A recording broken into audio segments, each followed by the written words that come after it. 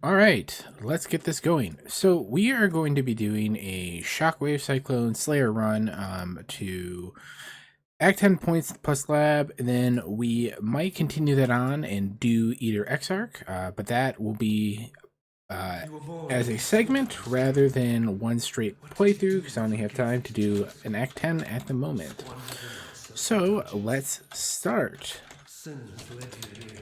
We're going to play this with Slayer, and we're going to focus on using maces in this run. The reason why we're doing that is we have to be able to use shockwave support, and using staffs early on Slayer is really annoying because of the requirements. So we're going to start with maces, and the goal is to eventually transition into staffs, but we'd probably do that pretty late into maps, maybe around like level 90 or something, because at that point we'll be set up enough to go ahead and make the swap over pretty easily. So in the meantime, we'll use maces because it enables shockwave, and we will pretty easily meet the strength requirements for the most part. A little early it'll be tough, but otherwise, it should be okay. So we're going to go ahead and get started now. Now, we're going to mule a ranger. The reason why we're muling is because we want to get frost blades, and it gives us a little bit of extra currency to ensure consistency on the run. Now, when we mule ranger, what we're going to be looking to pick up is frostblades, and frostblades is a pretty relaxing experience in Act 1 compared to other things. So we'll use frostblades through Act 1, and then for clear, and we'll use the spectral throw for single target until we get Sunder. Once we get Sunder, we'll swap on over. Now, with the way that we're going to be pathing the duelists as we level, especially in Act 1, it's going to be pretty aggressive in terms of what we're doing for damage and just getting set up for later acts. We won't be using the shield charge tech because we just want to keep this nice and simple. For those that don't know, what the shield charge tech is essentially we are going to be swapping to have a weapon swap with shield charge on it, and that allows us to go a little faster in Act 1. We won't be doing that just for ease of use. Instead, we'll just be doing dash through this Act 1 until we get Leap Slam. So what I'm looking for at vendors, I know we just skipped over it, but functionally, I'm just looking for good colors. In this circumstance, I'm looking for anything that's going to be like green, red, red would be the ideal colors for Frostblades, and then eventually for Sunder. So we can use that, and eventually we can actually use that as our Cyclone setup. We're going to transition to doing Cyclone at 28, so that's a pretty early swap. One of the things we're also going to do with our swap is we're going to end up doing Library. The reason why we're doing Library is because we're going to get a general cry setup going as soon as we possibly can. And unfortunately, Duelist doesn't get access to any corpse generating skills, so we have to do Library if we want to enable the General's Cry tech. So we will do that pretty early on to get that going, and we'll swap at 28. Alright, I'm just sell all this stuff off. So with my vendor, what I did on the first one was I looked for like links, couldn't find them. Instead, I bought a two-handed weapon. The one thing I really need to focus on finding now is at least a green-red socket somewhere. I see a couple of these, and I'm going to just pick one. I'll pick these gloves, for example, and then I'm going to also pick up these boots. The reason why we're picking up the boots, even though we can't use them until level 6, is because it's got a blue socket, and that will eventually allow us to use Frostblink with Leap Slam. The reason why we do this with Frostblink is because it gives us some extra mobility and the ability to sort of skip the second half of the animation of Leap Slam, which can make Leap Slamming faster, as well as allowing us to reposition our character a little more efficiently as we go through campaign. Now, the one downside about doing Frostblink and being duelist in general is we have to pay attention to our intelligence values. We don't want to level up the Frostblink if we can avoid it. Sometimes you definitely will click on that, but to enable Frostblink early, we're actually going to be picking up a the 20 intelligence mana node instead of the health nodes in duelist. This is also going to help make PT easier to manage early on, so we are going to be a pretty low health build for a while, which, you know, it's expected in campaign, because you want to focus on, if you're trying to go as fast as possible, essentially you want to focus on getting a healthy amount of damage nodes while getting enough life nodes when you can, to avoid just being paper to everything. But otherwise, we'll just try and outplay everything.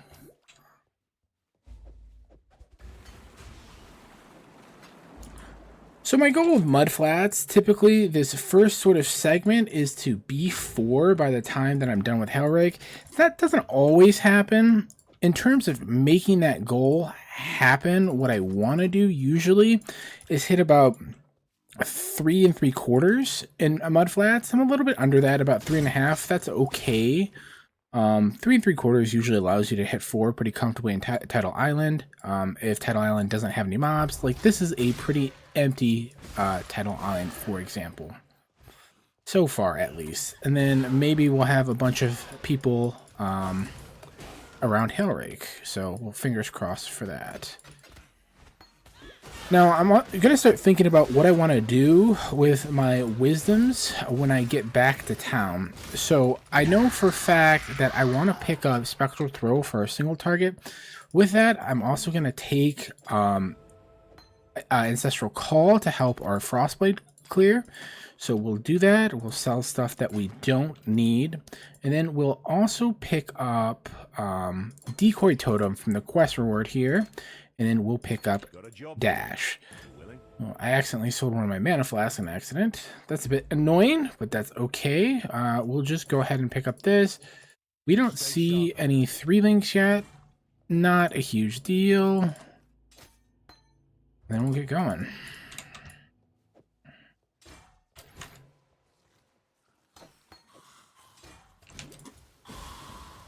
So my goal through this next segment of the run, which is essentially submerged through into lower prison entry and killing Dweller, is to be about 8 by the time that I'm returning to lower prison.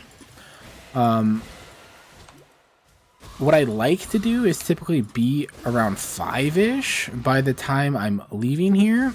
I'll drop a portal by the staircase to know where it's supposed to be going. When you're in Submerged Passage, whenever the layout essentially forces you upwards, either to the left or right, and the stairs are above the entrance to the left or right, when you return to Submerged Passage from your portal, the stairs will always, or sorry, not the stairs, but the entrance to Dweller's Cave, which is called the Flooded Depths, will always be over the entrance. So in this case, when I return, I'll head to the west or left to go over the entrance to sort of see where the entrance to Flooded Depths is. So when they changed Ledge, they added the Goats path. You can do Goats if you want. If your XP is a little low or you're worried about your XP, I'd recommend doing at least a partial segment of Goats.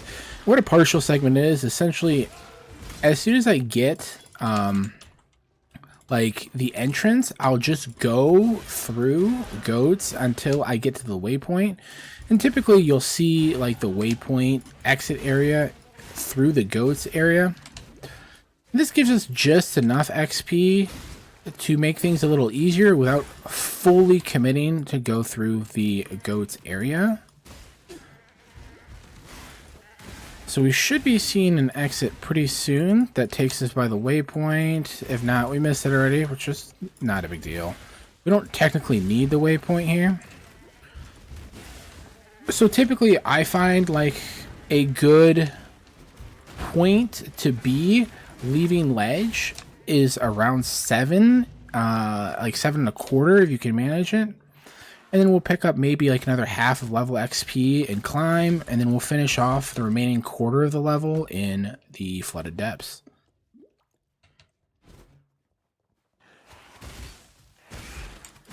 So now that I have a little bit of time as we're running here, I'm going to start getting some things set up. I'm going to put Spectral Throw on this. We'll use Chance to Bleed. Typically, I like having Spectral Throw and Momentum together. I just don't have a green-green socket anywhere. Not a big deal.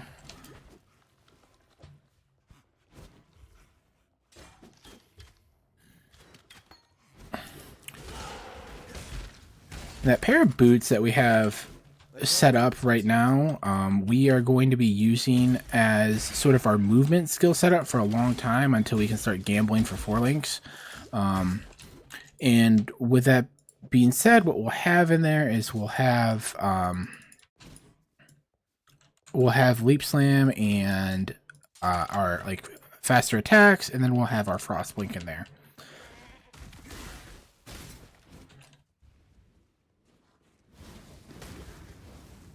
So we ended up around 7 1/3 leaving ledge, which is good. We're looking to pick up, like I said, about 1/4 of a level here, maybe a little more.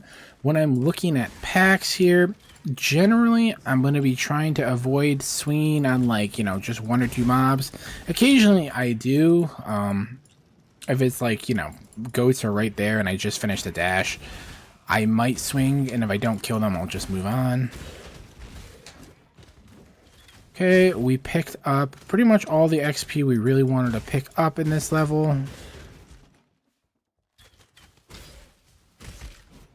We are going into the flooded depths at about 7 3/4, which is what we wanted. Remember, when I come back, because I was forced up in flooded and submerged passage above the entrance, when I return, I'm going to go to the inside above the entrance to find the dweller entrance. Anytime you're forced up and the stairs are above the entrance, you just curl back towards or above the entrance to find a dweller again. So as I go up here, we've got Decoy Totem and Spectral Throw for our single target. What we're going to want to do is we're going to want to make sure both of those are on attack without moving. So we can get our placement down. We'll place a Decoy Totem after we clear the mobs with, we'll clear the mobs, we'll have a decoy down already, and then once we clear the mobs, we'll start using Spectral Throw. Okay, now we'll just go back and we'll do Spectral Throw. Positioning on Spectral Throw is important to maximize your DPS, so I'm always going to keep like a little bit of extra room, and ideally I want my weapon on Spectral Throw just to end up very slightly behind the target. This will maximize our chance to get a triple hit on Spectral Throw, which is a very big DPS increase versus not doing a triple hit. Alright, so we found a red, green, which is good. We're going to buy a Frostblink now, so it has a lower mana cost requirement. So we spent 1 on that. We're going to use our transmute that we picked up to get a weapon of some sort. In this case, we're going to get a Jade Chopper preferably. And the reason why we're picking up a Jade Chopper is we're going to use the essence we just got on it. We didn't roll it super well. That's okay. But ideally, we want a Jade Chopper or a Tribal Maul, because when we swap to Sunder, Sunder requires having an axe or maces.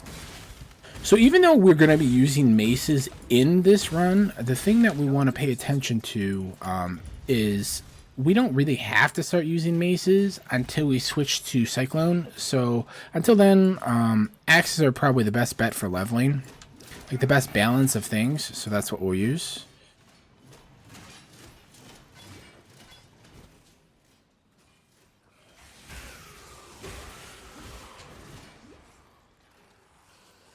I haven't put any skill points in recently. We got to fix that in a little bit here.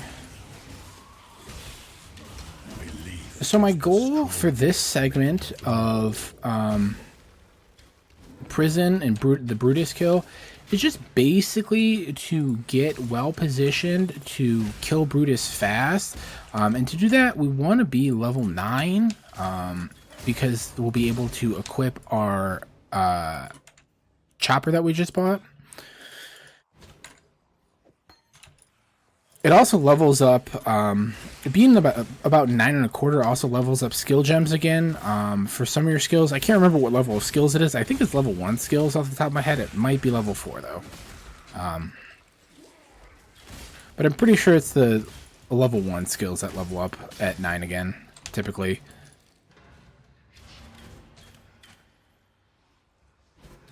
But I might be mistaken on that. It might be the level 4 skills. Either way, we want to hit 9 no matter what for our Jade Chopper. We'll just clear up this blue pack, and then we'll keep going. Now, I can go pick up that shrine that's on the screen. I'm not going to because I don't know like if I have to reroute weirdly. So I'm just going to go ahead and skip it and kill Brutus, and it might not be a good shrine anyways to begin with. Oh, apparently I'm still in the Valheim category. Let's switch that real quick. I have a future in mind that I think would suit you, duelist. Alright. Thank you for letting me know I was in the Valheim category still. We're going to swap to Path of Exile. Nah, that's cool. Happens sometimes. Alright, so we've got everything set up that we want. We have our chopper on.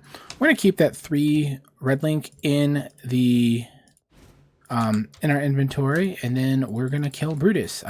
Same thing we did with Dweller is we're just going to get our decoy totem set up, and then we are going to position ourselves so the spectral throw barely passes Brutus to try and get a triple hit on him with the spectral throw. Then we'll just reposition as necessary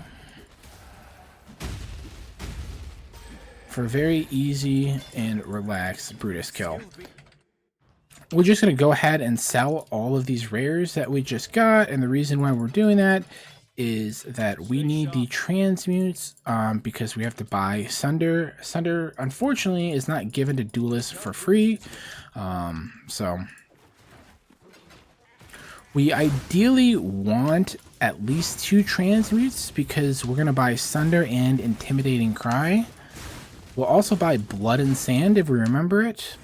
And then finally, when we get to Merville's Caverns and we come back from there, we will take Earthshatter as the quest reward, and we're going to put that in our offhand to level up because that's what we're going to use as our General's Cry tech. We'll have Earthshatter General's Cry to supplement our DPS on single target.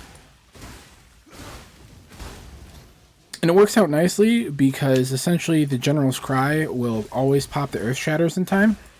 So because the General's Cry has a pretty short cooldown, it ends up being a pretty nice wave of burst DPS. Alright, so we can finally use Leap Slam. And then we're also going to get our intelligence, so now we can use Frost Blink as well. So we'll get that setup swapped over. Need to drop dash here. We'll keep our dash in our inventory for a little bit. And the reason why we do that is because we're just going to sell the dash with an iron ring later if we remember to get a topaz ring if we have an extra iron ring somewhere.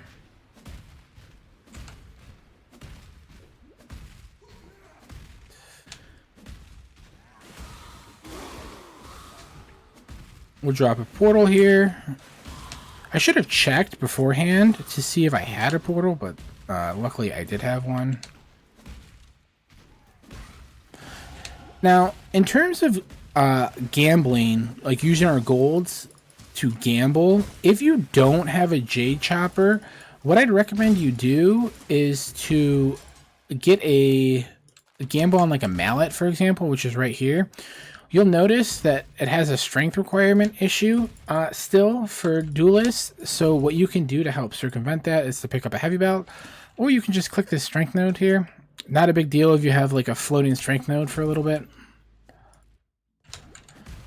So that's only if you don't have a Jade Chopper already. So when you return to the town, hopefully you can gamble for that. Although actually, now that I'm thinking about it, that's not good advice because you won't be level 12 when you return to town. And because you're not level 12, your chances of gambling a mallet are pretty low. So just gamble an axe instead and get a Jade Chopper. You can also use that same advice after returning from Brutus if you're level 9. You just want to be the level of the drop. You want to be the level that the item's drop level is. And so an item's drop level is typically when you first start seeing it drop. For a Jade Chopper, it's, you know, it has to drop as an eye level, at least level 9. So for Mauls, so the Tribal Maul would be level 8. For Mallet, it's level 12. For Wood Splitter, it's level 13.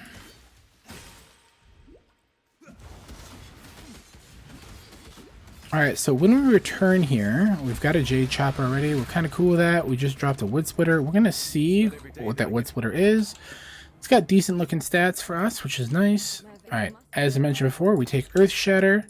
We're going to put that in our offhand to level up. Here, we've got a lot of transmutes, so we're going to do a few things. We're going to make sure we get Sunder first. If we have another transmute, we'll pick up Intimidating Cry. Finally, we'll pick up Precision because we'll need Precision later. Last thing we do is we'll take a Wisdom Scroll and pick up a Blood and Sand. We have 3 scrolls of Wisdom left. You can buy a ring with this. I don't see any rings that I want. However, I don't have another Mana Flask, so we're going to get a Greater Mana Flask instead. We'll take our book there. We'll get Blood and Sand going, and then we'll swap on to Sunder. Now, ooh, I actually forgot something. We're going to pick up Ruthless as well.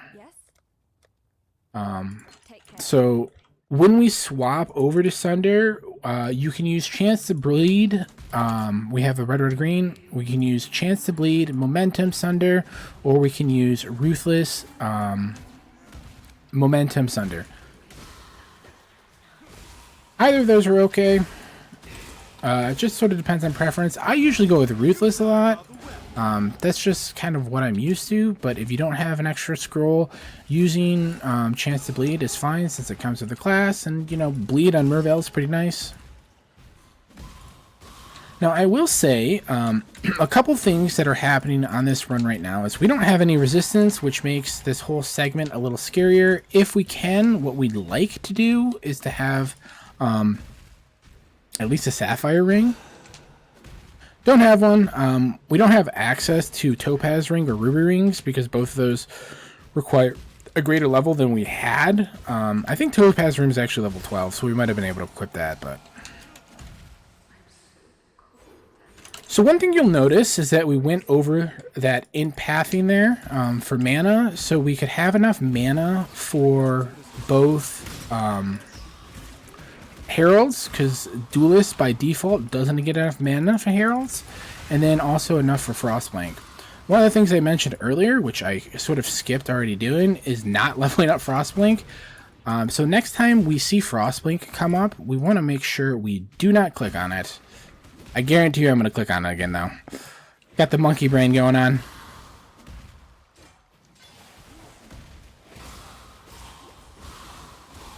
And then you'll notice that I'm still using Frostblades here, even though I have access to Sunder already. The reason why I do this in this particular segment is Frostblades has a better attack time than Sunder, and that means I don't die quite as much to Explodey Squids.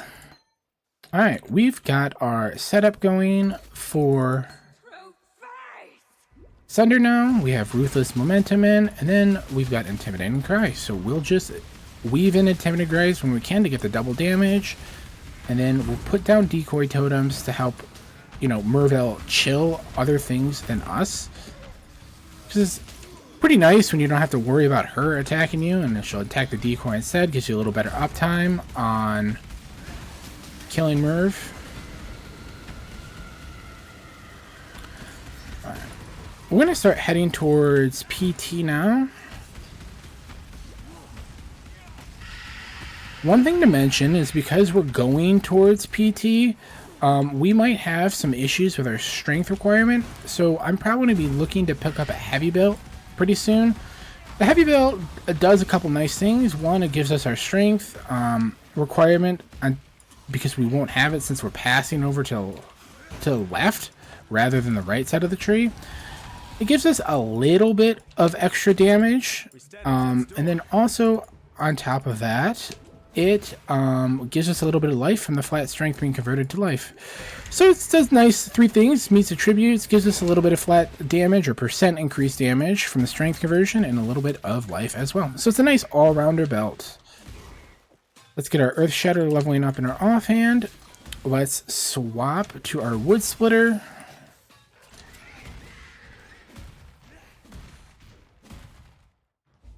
Alright, so a 23-minute Act 1 is not a great time, or like 23.5 minute, whatever it was. It's not a great time for me. I think it's an okay time. Obviously, I think it's a great time generally for most people.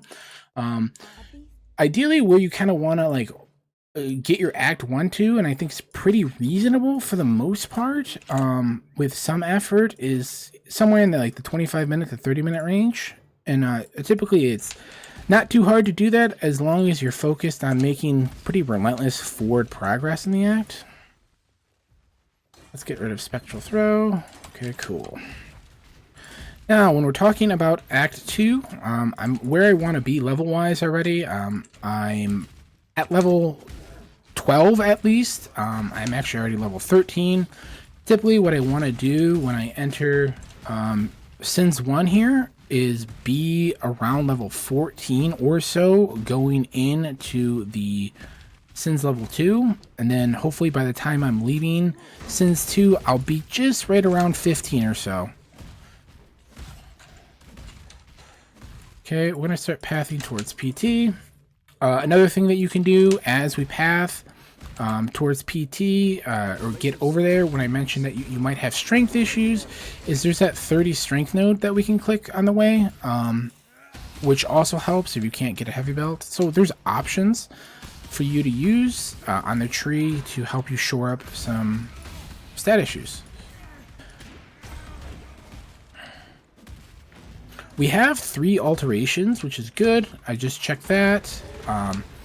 And with those 3 alterations, what we're going to do when we go to town is we're going to make sure to get Herald of Ash from the quest reward or Poacher's Mark. Either one's fine. I think I typically take Poacher's Mark because it's in the top left spot. And then we'll buy Herald of Ash and also Blood Rage from the vendor. So we need at least 2 alterations.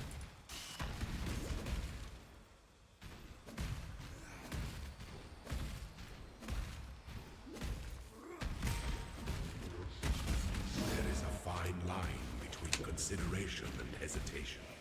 The former is wisdom, the latter is fear.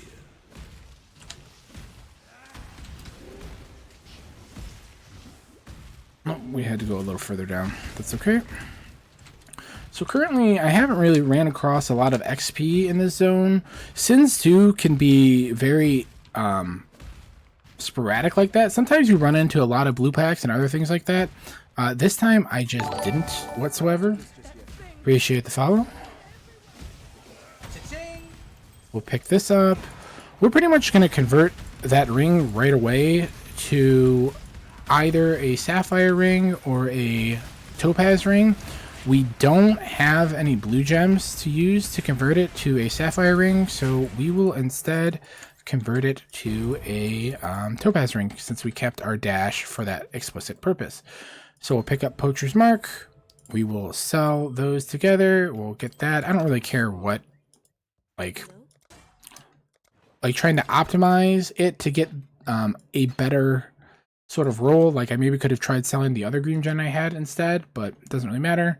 So we'll pick up Blood Rage here. We'll pick up Herald of Ash. We're going to talk to Helena. The reason why we talk to Helena is if you talk to her after completing the quest to rescue her, or Sins 2, essentially what will happen is she'll show up in your hideout, so we can get an early vendor in our hideout, which is nice. Not essential whatsoever, but it's nice to have one there in case you're in your hideout doing stuff and you need to sell something to the vendor.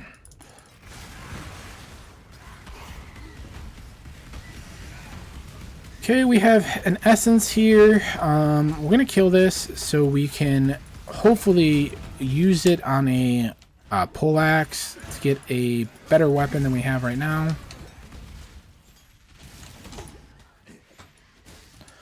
Now the next goal of this segment, once we're heading to Weaver, is essentially I want to be level 16 by the time I do Weaver, and that's essentially to be able to have the Heralds.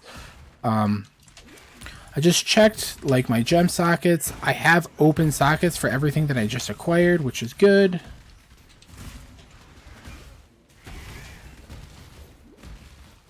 Okay, we'll kill this again. We'll just pop Intimidating Cry.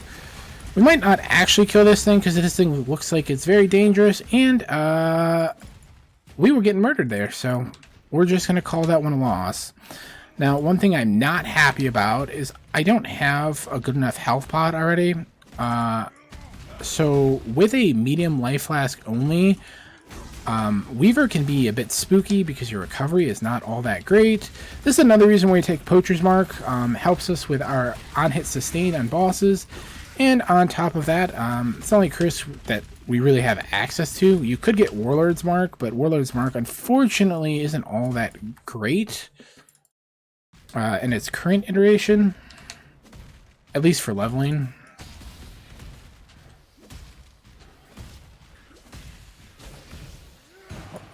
I'm gonna make sure we kill these guys to hit 16, and then we're gonna start slotting everything in.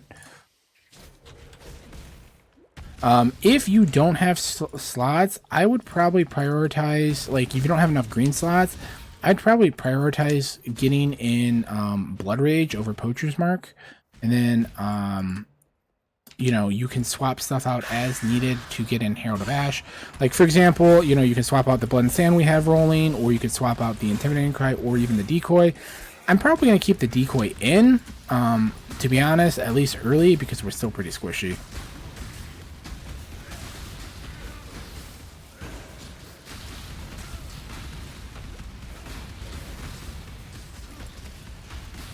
We don't have to worry about accuracy right now at all. Soon we're going to have to because of PT.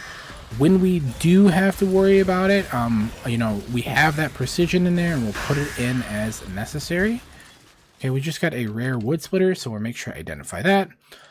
From this vendor here, we are going to take Melee Fizz, and Melee Fizz will replace the link, the Ruthless or Chance to Bleed link that you're using. We got a really nice wood splitter there. That's like a giga wood splitter. Usually you want flat fizz, but we will take an absolute metric ton of flat damage on it, like elemental flat damage. That's nice.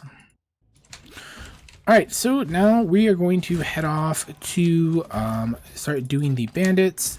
Typically, the way I like doing the bandit chain is to do Kraylin, and then actually to interrupt doing the bandits, go do the Fell Shrine quest, and then finish off doing the bandits. You don't have to do it that way. That's just sort of the way I've started doing it since they introduced the skill point quest on the second level of the crypt.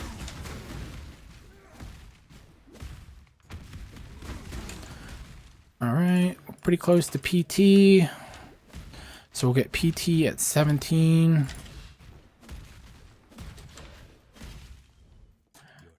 Okay, we'll curse, Intim Cry, have Decoy down, and then we will just beat this guy into oblivion. We'll keep using the identify feature on the vendor, the gem vendor Yina, just to save us wisdom scrolls. We also don't have any wisdom scrolls right now, so you know that's kind of terrible luck.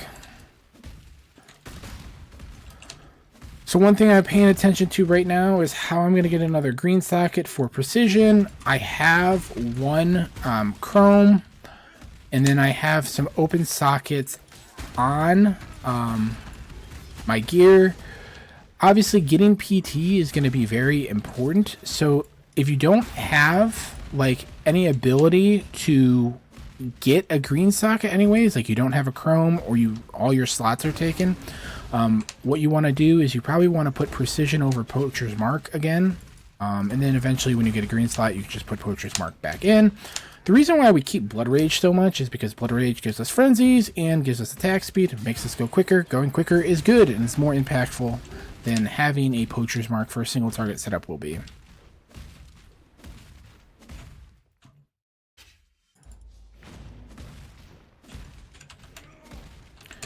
Okay, PT. So I have 1 chrome. We're going to use it on the axe there. Typically, if you don't have any green sockets and you have a bunch of red sockets on an axe, you can pretty easily get a green socket on an axe because axes have a dex requirement to them.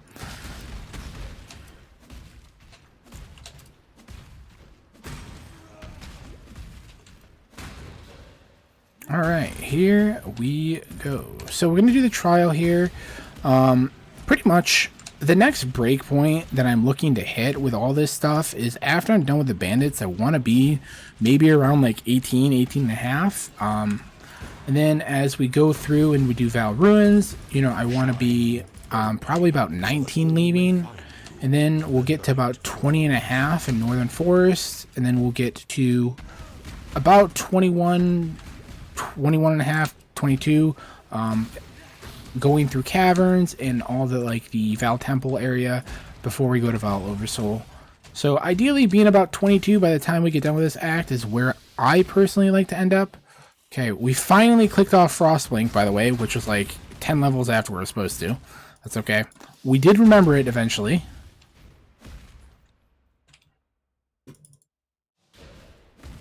I can't do this just yet. Make sure I'm in Blood and Sand and Blood Stance.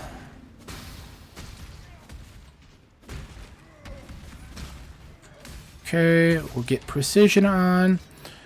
You ideally want to not have Precision be like a huge mana hog, so you want to just pay attention to sort of where your wiggle room is. Right now, I have enough accuracy to maintain PT by about 100. So we can probably start clicking some life nodes. Now, if you didn't get a Giga wood splitter like I did at this point, you're going to want to be looking to get a poleaxe, either from a vendor or from the gamble. We want to be level 18 when we gamble it, because that's the minimum drop level for poleaxes. Okay, we'll identify all, pick that up. Cool, we'll sell a bunch of stuff. Goodbye. We'll get that there. We'll swap this on. Okay, I gotta remember that I want to replace that helm pretty quickly. The reason why I don't want to keep that helm wrong, even though it has like pretty good stats, or like pretty decent like links for me, is that it's got modifiers on it already, and essentially I want, as like if I don't have like an item that has resist on it, I want to get it off. Like open up a spot for resist so I can use an alt there, or I can just, you know, get a different helm or something. So that's what we're going to be doing there. We'll probably gamble for a helm in Act 4. Well thought, Oak. A shame we have only the trees for audience. Now, with the gamble for the poleaxe I was mentioning before, you might have those strength issues I was alluding to. If you do have those strength issues, then what you want to do is you want to pick up a heavy belt or click on the 30 strength node. All right, so we return from Weaver. We're going to head straight down. So there's only 4 layouts in Western. If you have a right-sided waypoint, and the gap between this waypoint and the wall closest to it is pretty large. When you return from the waypoint, Alira will always be straight down and to the right a little bit, instead of like on the same level as the waypoint and to the right. We will help Alira there to make sure we get our resist up. Typically, I'll always help Alira during campaign just because it smooths out the leveling process to have that. You can use the extra skill point if you want. It's not a big deal. It just makes resist a little harder. Those are the two I'd pretty much always opt for, is the extra skill point or Alira.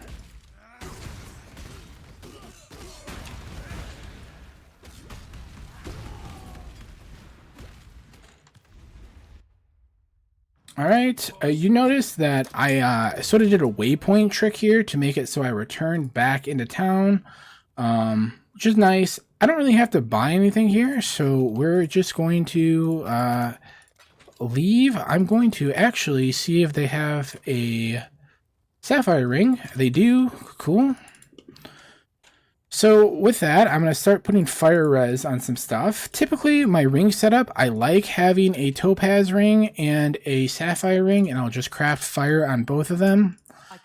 We'll sell this stuff since we don't really need it. I'm going to stash that for later in case we ended up with like something really weird happens. We mess everything up. And we need a 3-link socket somewhere. Alright, cool. So now we are in Val Ruins. We're level 19 already, which is kind of what I wanted to be in this zone. We'll get some extra XP, which is nice. If you get lost in the zone, it's really not a huge deal. Here, I know I'm going to be forced upwards, essentially, just based on how everything's looking. Then I'm going to go to the right here, pretty much until I get stopped, and then head upwards again, and then keep heading upwards, and I will find the exit to this zone. That's just how you read this particular layout. There's 10 layouts in here, so, like, you know, you really don't need to know the layouts for Valorant. Oh, that's a little too far over. So I misspoke there when I said you wanted to go all the way to the right. You don't want to sort of cross the boundary of the entrance room there, but nonetheless. Alright, so we've got 4 skill points. What I want to do now is I want to check my accuracy level, and I want to check my health level. Basically, things are looking pretty okay on that front. I've got about 100-point gap, which means I can probably start taking some health nodes. What we're going to do in terms of these health nodes is we are going to start picking up these guys. And the reason why we're going to pick up these guys is we can actually end up respecking out of those nodes, those int nodes that we took earlier. We just take the 30 int node on the tree, we respect those mana nodes, and now we are back to having pretty much all decent nodes on the tree. I'm just going to use the respecs that I already got to do that. We'll end up with 1 floater point, but that's okay. So one of the things, you know, as I'm doing like runs, I'm always trying to pay attention to like how I can optimize things or be flexible with things on my tree to avoid any issues, right? And so that's just sort of the considerations that I take into place. You'll notice that I'm already starting to see like a bunch of redded out stuff for my strength gems. So I want to address that as well. I can do that with a heavy belt, or I can do that with a clicking that 30 strength node.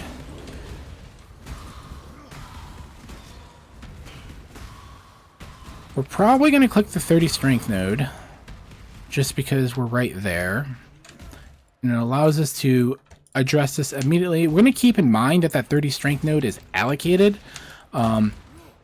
because we can respec it later once we start heading over to the right side of the tree.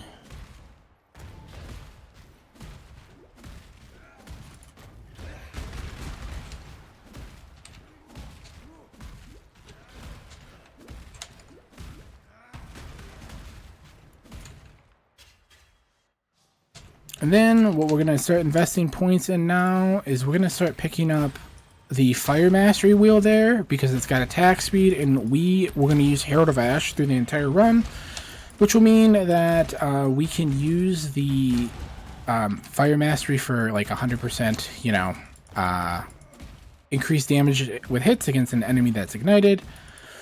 So Herald of Ash will always give us some ignite damage. We won't use Brutality or anything like that during the run. And then those nodes also give ignite chance, so they're a perfect little set of nodes to get damage, attack speed for leap slam, and yeah, just overall vibing. That wheel is a really great wheel if you're ever taking PT and you're on an attack build that can get any amount of fire damage. With ignite, you only literally need 1 point of fire damage to be able to ignite, so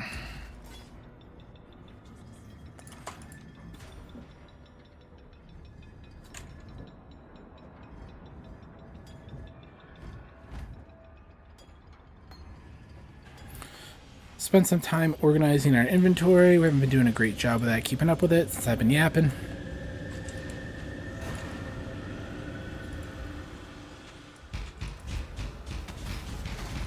All right, so typically, in terms of like the times that I'm looking for when I'm doing my runs, you know, I'd like to be like around 40 minutes through Act 2, and even faster a lot of the times. Obviously, we are a bit behind that. We're going to be about 44 minutes. Not a huge deal. So, now that we're going into Act 3, basically, I'm going to talk about the things that I'm looking to do as I go into Act 3. I'm going to pick up first. The very first thing I want to make sure I do, and it's very easy to forget since they moved it, is you want to pick up the movement speed craft. If you remember it, it's at the start of Act 3. So we will go ahead and do that. And then the other thing I'm going to start focusing on is how I'm going to get 4 links, how I'm going to keep my relevant, my weapon relevant, and how am I going to get the gems that I need. Because we're going to be doing our Cyclone swap at 28. Again, we have to go do library, unfortunately, because we want to use a General's Cry setup, and Duelist does not get any access to corpse generation, excuse me, and with that in mind, we need to pick something up that can do it. A lot of times on single target scenarios, a lot of bosses will actually generate mobs or things for you to kill that will generate corpse, so strictly speaking, you don't have to do it, but I just like having it there, and it gives us access to things like Fortify and Pulverize eventually as well, or other gems we might need, and we can skip doing Lily. So that's what we'll end up doing. We'll go to library, and so with going to library, I'm already starting to think about what I need in terms of currency to finish my General Cries setup. I don't have to worry about spending a chance orb to get Cyclone because killing Grav on Duelist gives you Cyclone, so that's already taken care of. I need to worry about the gems and things that I'm getting. So if I'm swapping to General's Cry, I don't get General's Cry as a quest reward for completing the crematorium, so I have to spend an alteration for that. I'm going to auto-exert it, so then I'm going to need another alteration, so that's 2 alts. I will need an alteration to pick up Shockwave for Cyclone. So that's another alt, so that's 3 alts. And then I want to think about what else I need. I need a Desecrate, that's 1 transmute. And then on top of that, I think that's like mostly everything that I need currency-wise. So at least 1 trans and then 3 alterations at a minimum to get the swap going. I need to start thinking about the colors I'm using.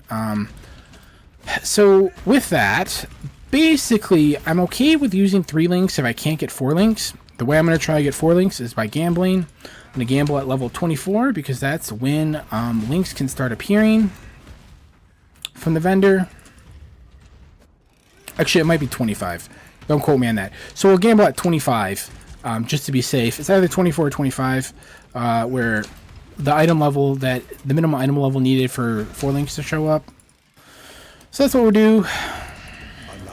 And then we also need to get a mace to enable Shockwave.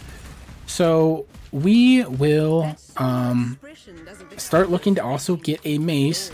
The mace base that we're going to use is the level 27 one, which I believe is a plated maul. But if not, we'll also try and gamble for that or buy it from the vendor. So we've got a lot of things on our mind to set up this swap. And these are always the things I'm sort of thinking about as a runner. Just really prioritizing the next steps that I'm doing in terms of the run.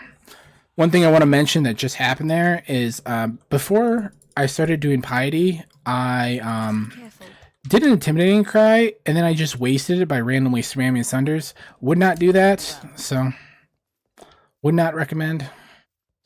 We can keep this in our inventory for now. We'll sell it.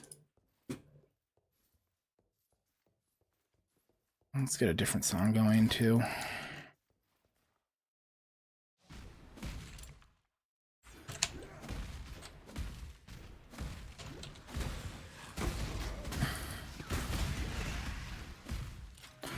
Now with Duelist, the first ascendancy we're going to end up taking is Impact. One, it's going to help us with PT, but it will really help us with Cyclone because it'll give us melee strike range, which if you don't know, Cyclone benefits its area of effect based on melee strike range, excuse me. And then the increased accuracy from Impact is also super nice on Slayer. Thank you, appreciate it. So it looks like it is level, Sorry, I lost my train of thought. We're gonna reset there. As we go through this zone, what I'm looking for is basically, if you have a big open room after the waypoint, you're gonna go up. If you don't have a big open room, you're gonna go down or to the right to find the third bus. There will always be one bus before the waypoint, and there will be two buses after the waypoint.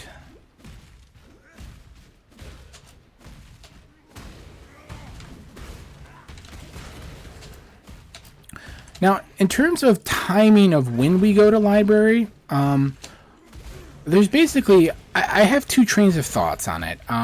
One is you go before doing piety entirely, like that entire area, or you go and get to the Linares 1 waypoint and then you go do library. Either way doesn't really matter. As long as you do it before piety, and the reason why we want to do it before piety is it just gives us extra XP, which makes us a little stronger for piety.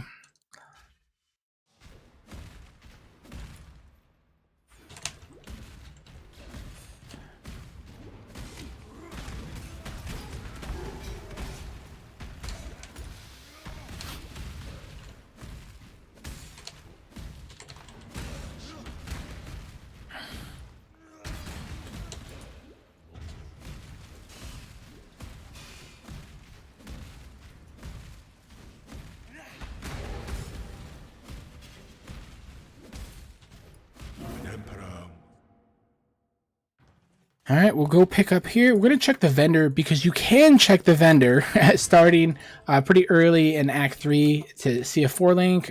Maybe we'll see one. If we see a 4-link in here, that'll be great. We don't see one. We do see a chrome item. We'll just pick that up since it's right there and sell it to get a few extra chromes to help us when we eventually do start getting 4-links.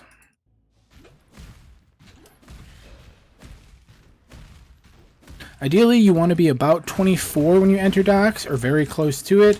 And by leaving docks, you want to be about 25 and a quarter, 25 and a half is what I prefer. Because we're doing library, you can be less than that, since we'll get extra XP from library, but that's just sort of the breakpoints that I use.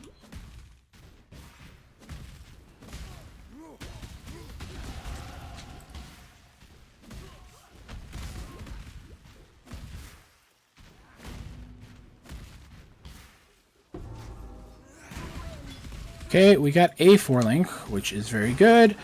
So, I mentioned it before, is we were thinking about what we want to do with our Cyclone and General's Cry setup. We want at least 2 3-links. For the General's Cry, we need 3 red, and then for a Cyclone, we need a green, and then as many reds as you can get, essentially, especially since we're swapping to maces.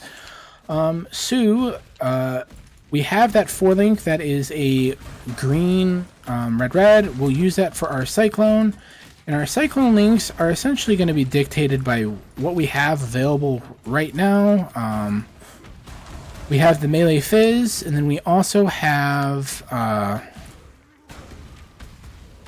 Chance to Bleed. Chance to Bleed, unfortunately, works pretty crappily with Cyclone. So when we get to Library, we'll also be looking to pick up another red gem for Cyclone. A good red gem to pick up, since we don't have any access to Rage right now, is actually going to be Rage Support. Or you can pick up Maim if you don't really want to use Rage Support. Rage Support's not great for Cyclone Shockwave, but until we get access to Rage, it's nice to have, especially in a single target scenario. Because in a single target scenario, the Rage will benefit our General's Cry setup. We're just trying to set up a bunch of synergies with our build as we can. Okay, that's another 4-link. The problem with that is that's on an int base, and gambling that to have decent colors is going to be a pain in the ass.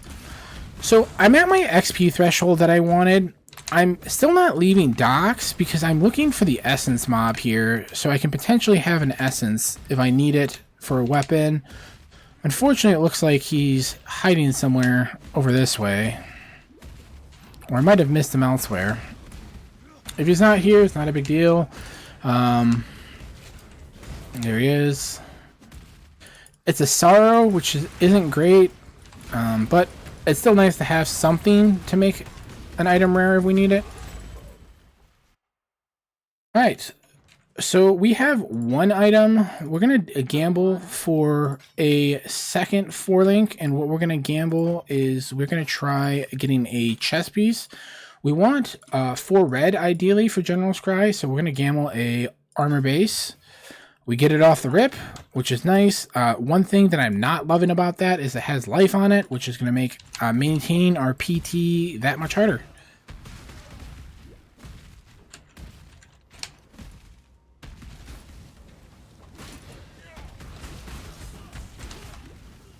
Once we have impact and like some like accuracy nodes, having life on it's not bad, but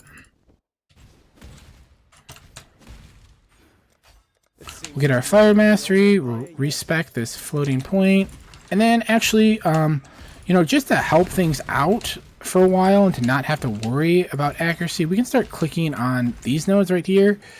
These nodes are great, absolutely great leveling nodes because they both help solve PT and they have resist on it, which is huge.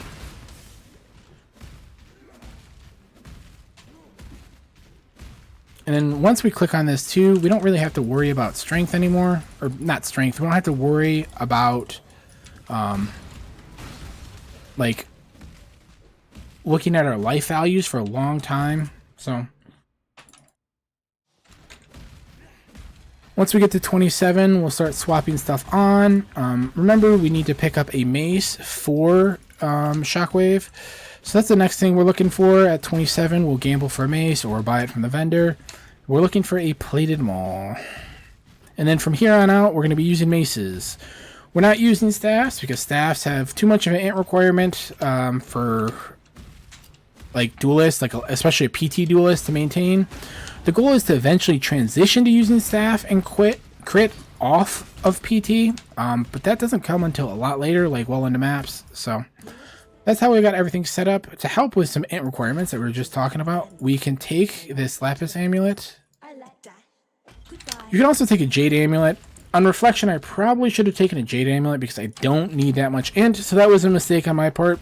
You should take the jade amulet there, and we'll just rely on the 30 int from that node to meet our int requirements. Alright, so I need to kill Grav here to get our... I need to kill Grav to get Cyclone. Okay, this is a very scary pack. That is so many blue mobs. Okay, cool. Now, I'm not going to get the accuracy mastery just yet, because, like, you know, my accuracy value is at 800 right now, and my life value with a shrine on is only 635, so we'll keep decoy up, and then we'll just beat this guy down. You can start seeing my damage starting to fall off a little bit. This guy's pretty tanky to begin with, too, but we haven't upgraded our weapon in a long time. You know, we're using a level 13 weapon. That's pretty good, but you can start seeing it when it's starting to get bad. It gets bad. Ideally, for these runs, typically, I like to try upgrading my weapon like early on, at least like every 8 levels, and then a little later in the run, probably about every 10 levels in the second half. But it just depends on where we end up with the run. Typically, in a Act 10 run, the last weapon that I will use is going to be like a level 51 or 52 base, and then if I'm going into maps, what I'll do is I'll just save all my gold to gamble a weapon at around, like, you know, the time I get to maps.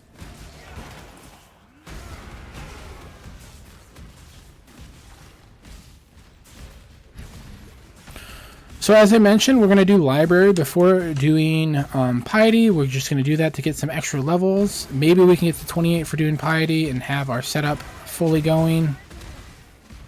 So we'll get this waypoint and we'll go back to the Ebony front and then, or Ebony barracks, and we'll go towards the library. While we're going towards the library, we'll also pick up the last trial. So what'll happen is once we're done with library, we'll do piety and then we'll go straight into lab.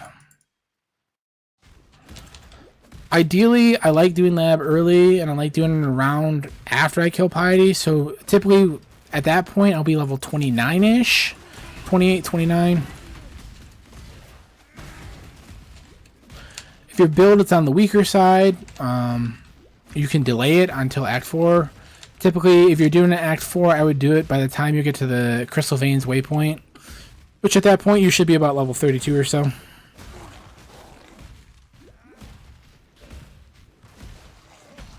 Not using Frostblink very much. We gotta fix that. So, especially when we start cycloning, we will be using Frostblink a lot to help us reposition.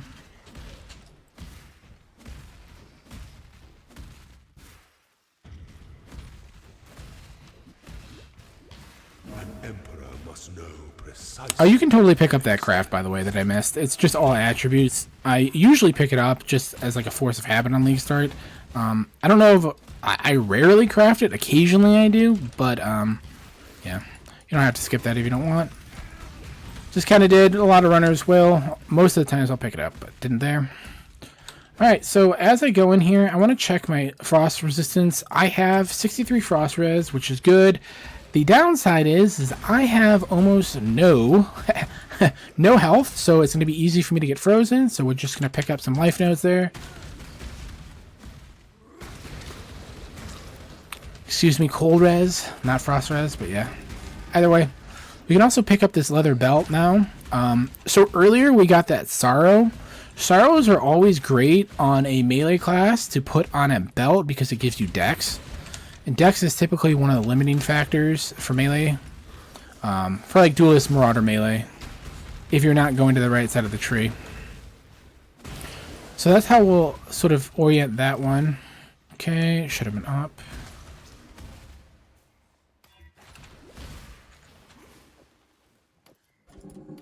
Okay, so unfortunately,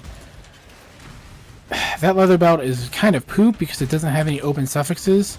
That's the one downside of using a Sorrow on a belt to get dex, is that you won't have as many slots for res, and we just rolled poorly there. One thing to keep in mind is that dex doesn't naturally appear on belts, to my knowledge, so the only way to get dex is to craft it on or to use a Sorrow.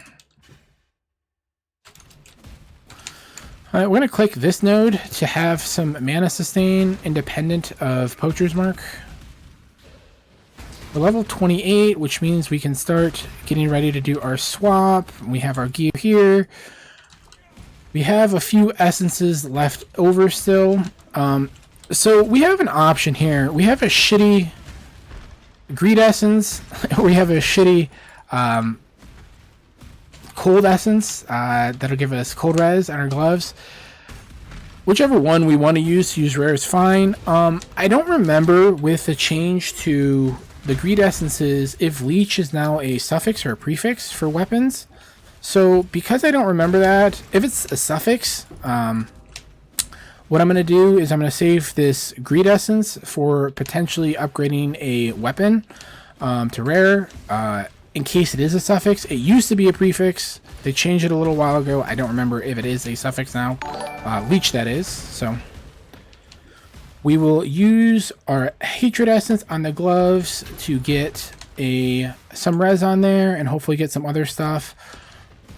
Well, those gloves kind of suck. We have 2 reses, but they're both like the lowest tier res possible. But we do have life on the plus side. All right. So now we're going to get ready to do our swap. There's a lot of things going on here now. We're going to pick up Cyclone from the vendor. We're going to get that situated. We also need to start moving stuff around generally. Blood Rage, Herald of Ash comes out. We can get rid of that. Okay, we're going to put our melee Fizz on here for now.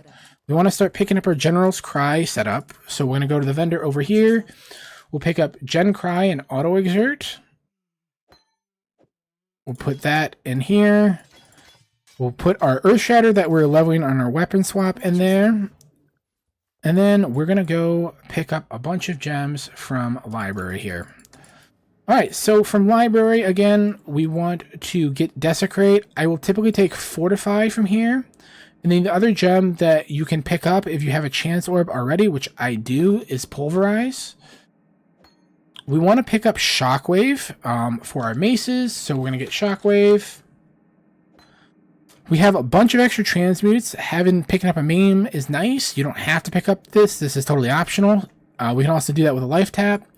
We want to pick up a desecrate for our corpse generation, so we'll pick that up. And that should be everything that we need to get things going.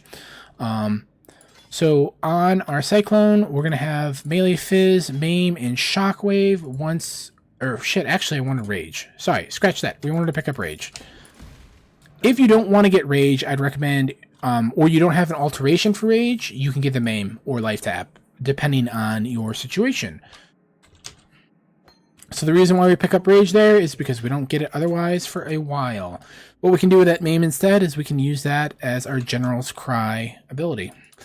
We don't use infused channeling because, one, we don't have a blue socket, and it also doesn't benefit Shockwave to my knowledge. I might be wrong on that, but the last time I think I remember it, it did not benefit from Shockwave. All right, cool. So we found a mace already. Downside, we don't have enough in for it. So what we're going to do is we're going to pick up a heavy belt finally. And hopefully we didn't screw ourselves by leveling stuff up too much. We didn't put that on. Perfect. All right, so our setup is pretty much complete for the swap. We're going to make sure we start getting everything set up properly. Shockwave. Cool. We have General's Cry. We're going to put Maim here. Eventually, once we switch this Melee Fizz off for either Pulverize or this Fortify, we're going to put the Melee Fizz on the General's Cry. So let's swap this on. Let's get this on. We'll have Blood and Sand. We'll have Precision. And then we have pretty much everything that we need. The one thing, the downside that I'm seeing right now is I don't have enough slots for a couple of the items that I wanted. So we're going to have to figure that out. We especially want to get enough room for Desecrate and Blood Rage. So to fix this, we're going to go pick up a green helmet. We'll gamble in hybrid armor base here. Cool, that's got a lot of green sockets. Actually has a blue socket too, which is useful. So let's go ahead and do that. We can get rid of Intimidating Cry now as well, because Intimidating Cry does not work with Cyclone.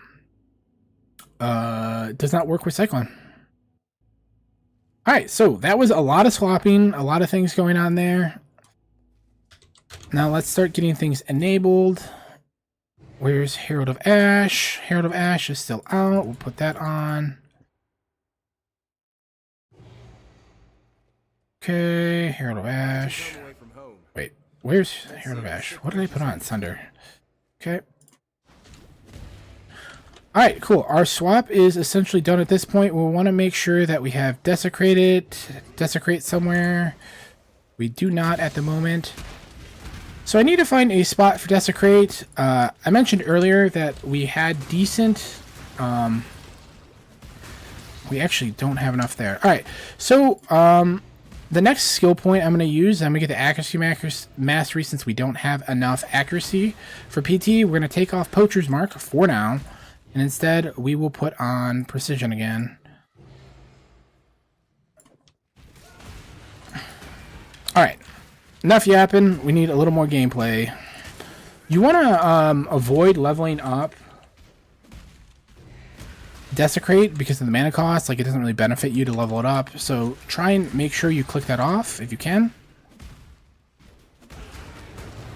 And then the last thing we need to do is get Precision rolling again. Alright, cool. Enough yapping. We got everything swapped over. So that was a bit of a rough swap. Wasn't on my A game there, but we are now swapped up. And we have everything going that we want going.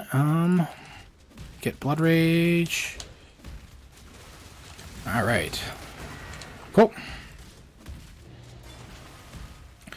Now my AoE on Cyclone is going to be pretty poopy at first because I don't have Impact yet. That'll help a lot as well. Once I get Impact, or once I click the Accuracy Mastery, we will take off Precision again. We'll put back on Poacher's Mark.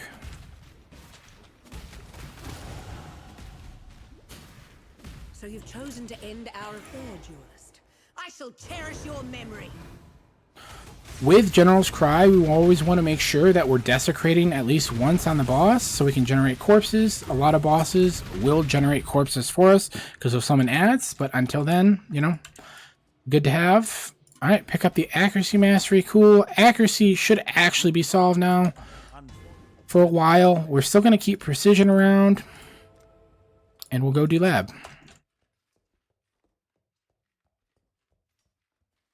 Now, what we're going to start doing is we're going to start going to the left side of the tree to get the two-handed wheel on Destroyer. I believe that's what this is called.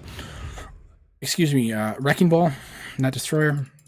And then after we get that, we will finally go pick up a Rage Mastery. Once we get the Rage Mastery, we will put on Fortify instead of Rage in our Cyclone links. We'll typically have Cyclone by the end of the first half of the campaign, or not Cyclone, excuse me, Fortify, because we'll have the Rage Masteries to generate Rage on hit.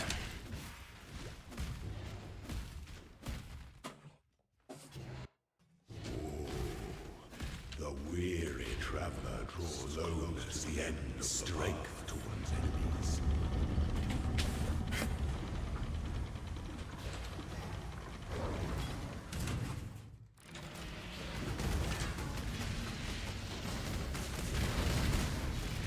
You were born for this. So damage is looking pretty solid, which is good. We like that. And time. I have not used PoE Lab yet today, so we're just going to YOLO this. Typically, if I don't have PoE Lab opened, I will just always try top right.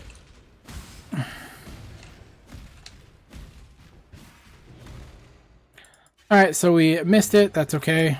If we miss it, not a big deal. We'll just go do the next zone, get a little extra XP.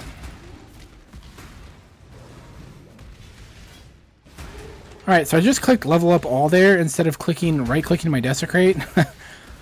That's the one downside of that level up all button, is that it's just so easy to click that thing instead of like paying attention to what you're actually leveling. Visions that slumber to entertain doubt is a dance. So one thing to always keep in mind with PT as we go through the campaign is just to always pay attention to your accuracy levels. I'm going to get like a 50% accuracy boost here pretty soon from our Ascendancy, which will probably put me around like 1500, 1600 accuracy, which means I'm not going to have to worry about accuracy for like 3-4 acts. But periodically during each act, I'll check in to make sure like I'm not messing anything up.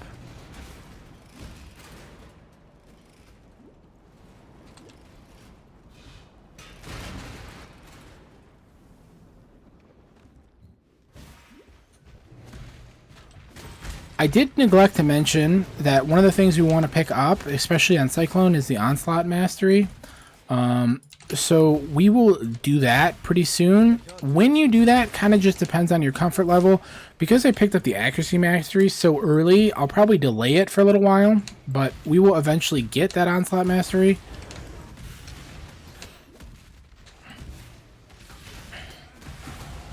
I think it's time to shift things home. It's a little tight around the collar. Okay.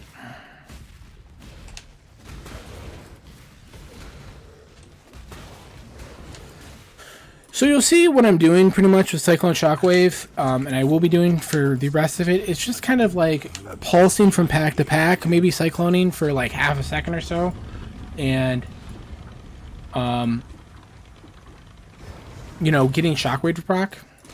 That'll be typically the quickest way to do it instead of just cycloning through everything. Part of the benefit of using Cyclone, obviously, is that it helps with crew a lot, and it's a nice single target supplement as well, or it can be. Before your emperor, you There's a lot of things in this particular build that you can level up. Typically, what I like leveling up or qualitying up is starting to quality up the General's Cry setup instead of Cyclone. Because that actually increases your DPS more. The Cyclone level up just increases your area.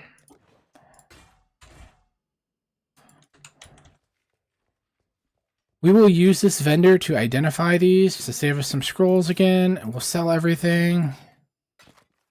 We'll still keep that around.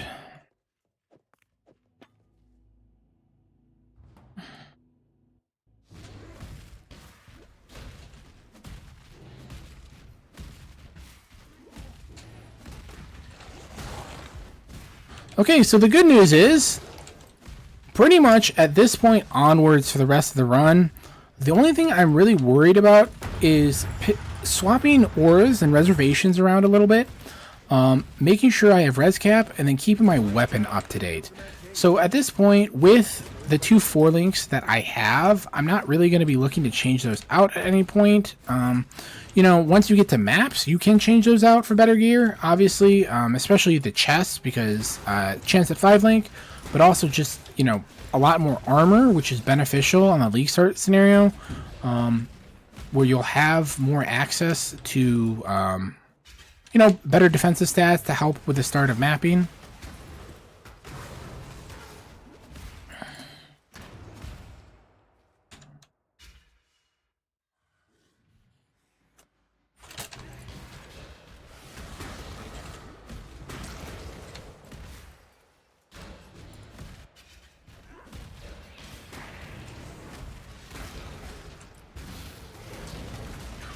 As packs start getting more dense, the one thing we're going to start using a lot more is Frostblink to like move us from pack to pack, because Frostblink is very beneficial when you're cycloning to just instantly move around.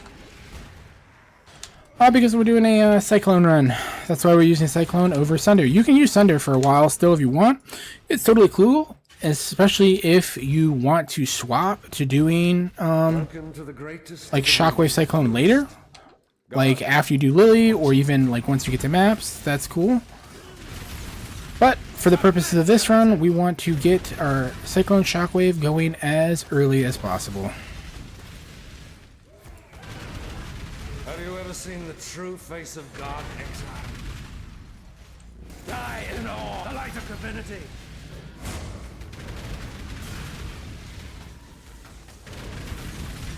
This world is an illusion, Exarch.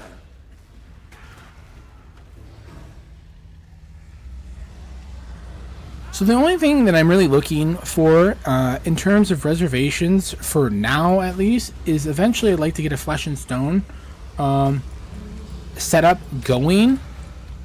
And with the Flesh and Stone, what we can do is just use sand stands while clearing to get a little bit of defensive bonuses. And then once we're bossing, we'll swap it back over to Blood Stance for the extra damage. And then we want to pay attention to our remainder of our mana, because eventually at some point we will need to start using precision again.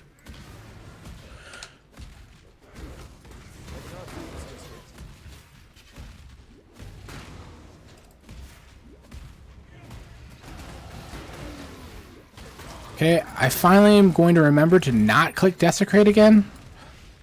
Nice. Alright, so we finally are not leveling up Desecrate anymore, so we can save some mana on the cost there.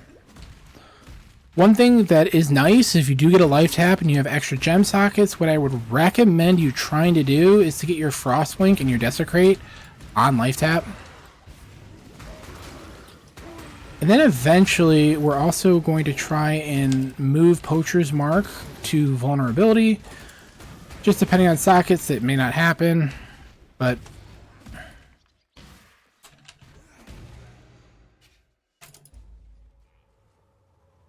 alright, so typically by the time I'm leaving Dried Lake, I usually like to be like 31 3/4, or 30 3/4, excuse me, or 31.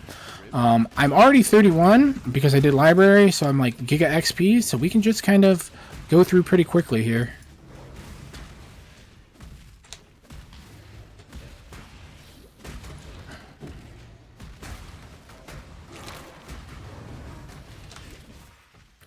Again, just Desecrate to start off a boss fight. So we still have that decoy totem lingering around. At this point, you can drop it. You can totally drop it for something else. For example, as I mentioned earlier, we can go pick up Flesh and Stone.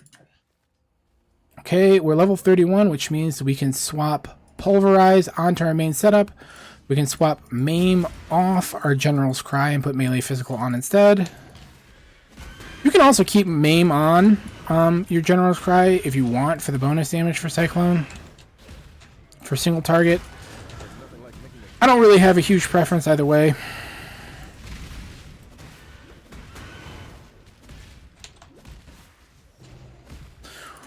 So when you're doing campaign, if you run across one of those veins like that, like directly across it, you don't have to go out of your way. Make sure you click on it because it'll give you a chance to get the 10 alteration orb div card, which helps a lot, especially on melee.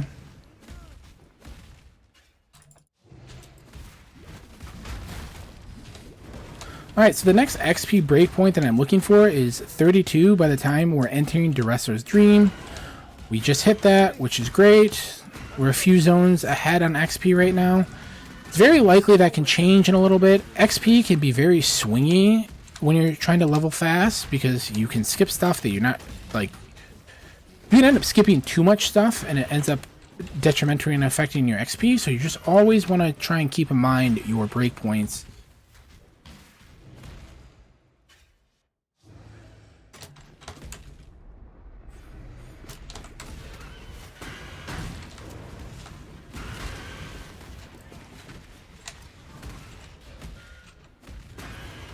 Buried under tons of rock? Not a good way to end this tale.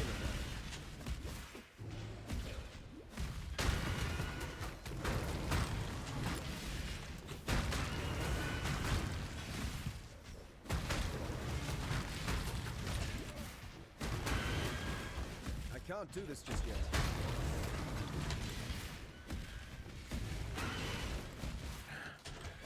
Read the layout wrong.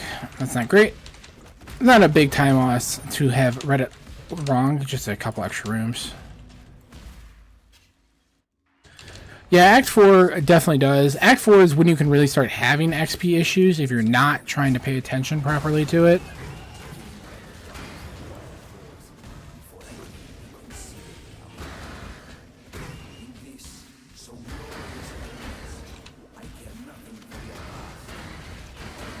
I think I was supposed to take a left here.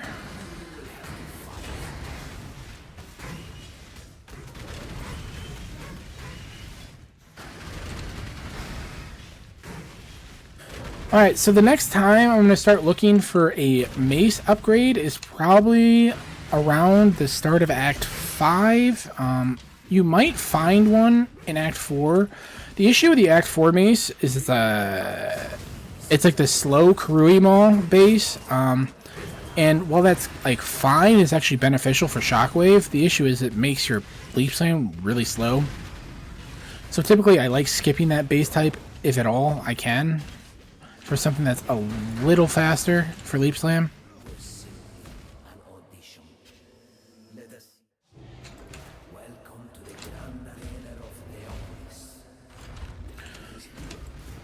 So our health value is actually really nice right now. We have about 1,000 health. That's a lot. Usually that's a little more than I have right now. Usually at this point I'll have like 800, 850. Part of that is I have a few more life nodes than I usually would at this point. Sorry, life modifiers on gear, not nodes.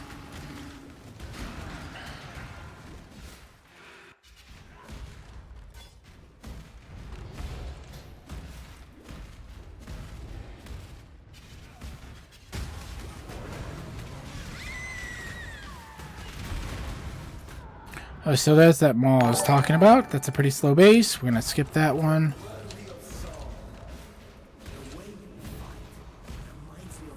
Thank you for the follow.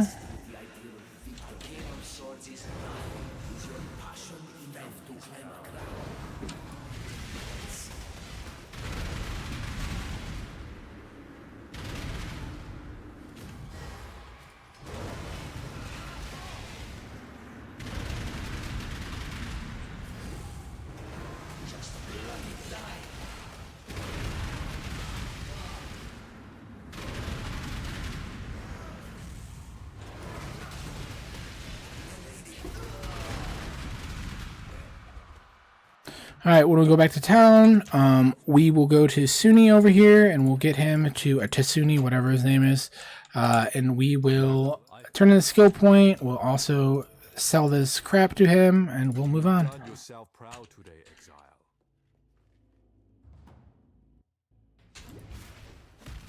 Alright, so next breakpoint that I'm kind of thinking about is I want to be 35 by the time I'm killing Piety. Right now I'm 34, so we are well on our way to doing that. We have 3 zones of XP to get to 35, which will be good. Ideally, I'll end the act somewhere around like 36, 37. I can't do this just yet.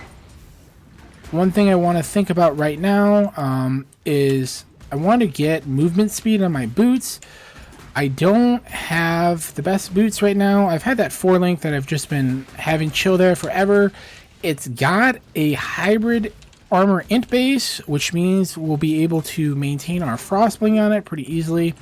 So what I'm going to try and do is chrome it and get a blue, red, red, green, or a blue, green, green, red.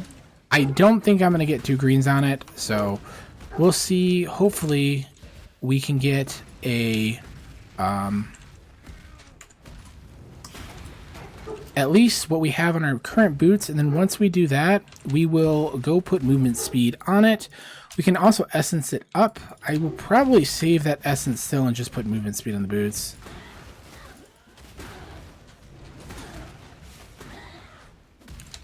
Movement speed on boots, well, not super critical if you're leap slamming. It's always nice.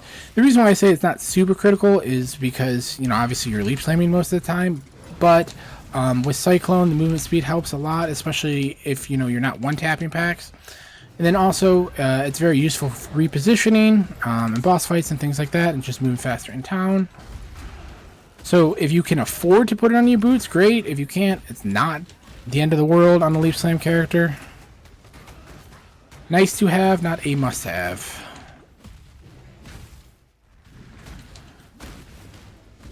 On casters or anything like bows or something that is using shield charge, getting movement speed is really, really important on boots because it helps with your overall speed.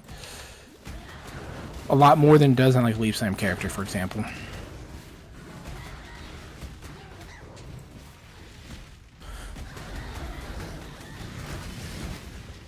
So if you are under XP, the zone that we just went through, Combe Stronghold, is usually pretty good for XP. So we hit our 35 breakpoint for Piety already. Hopefully we'll be maybe more towards like 36 here, just based on our current XP values once we get to Piety.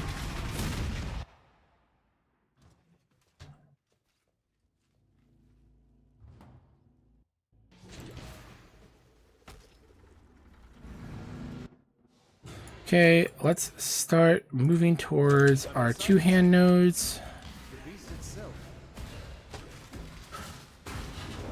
After we pick up the 2-hand nodes, I will probably pick up the onslaught nodes.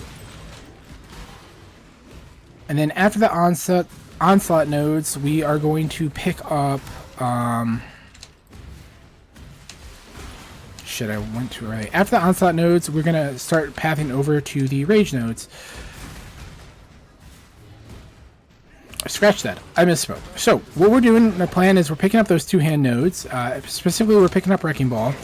Then we're going to pick up the onslaught nodes. And then we're going to pick up Cloth and Chain, which is the hybrid armor evasion that has resist on it.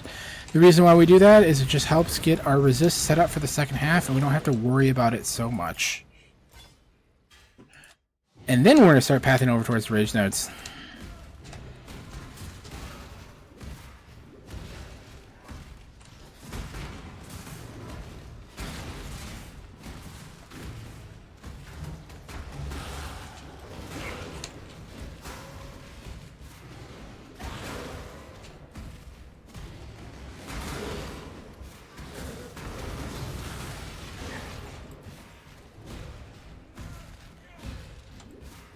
Oh, duelist, you're so cute when you're rude.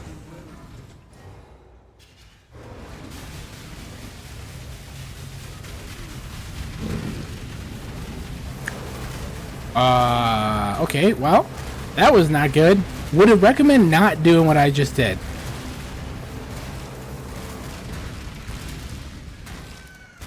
My beautiful champion. I knew I could rely on Basically, I was too focused on like getting damage off and not paying attention to where she was starting her thing. She sort of always starts that thing in the same spot, so I should have known which way I was going. it'll always rotate the same way, but like her starting position is usually to the southeast there. Not always, but usually. It also might be how I move during the fight to position her like that, but typically that's what I find in a lot of my runs.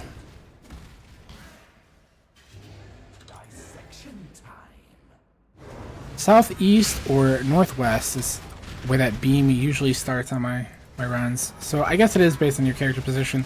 So I misspoke there. It's faster to port out and return to the harvest after killing the right side boss there. If you don't have any ports or you don't want to, it's really not that big of a deal. Obviously, if you're having an issue with ports, don't randomly waste one like I did there by pressing the wrong bind.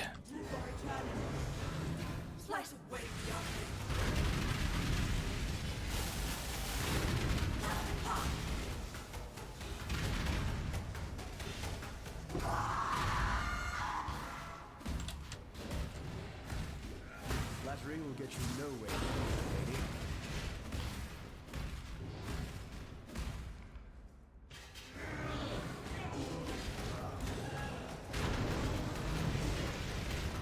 Spin to one, baby.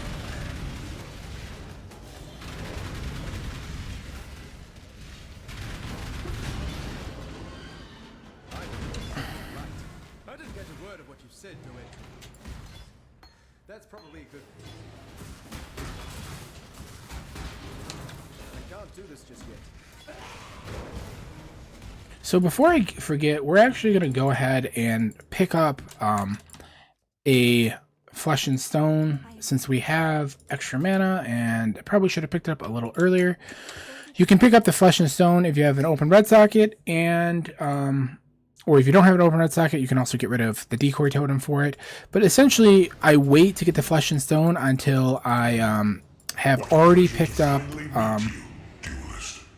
my Slayer Ascendancy, and I have enough accuracy to drop Precision, which I do here. Let us bathe you in blood, duelist, so that this world might be bathed in glory. Now, exile!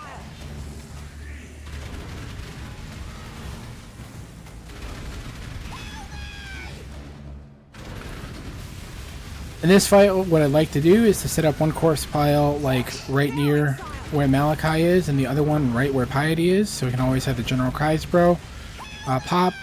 The range on corpse generation for General's Cry is kind of like pretty, or like generating the mirages is pretty small, at least initially. A little later in the game it gets better, at least my impression of it is it gets better. So I might not, that might be misinformation on my part, but at least early, like, the range does feel pretty limited. So you want to keep it like your corpse pile kind of close to where your target's going to be. So I'll just generate corpse piles right on top of where I expect the fight to be going. So in that case, you saw how I moved one over to the next like little pillar of the heart.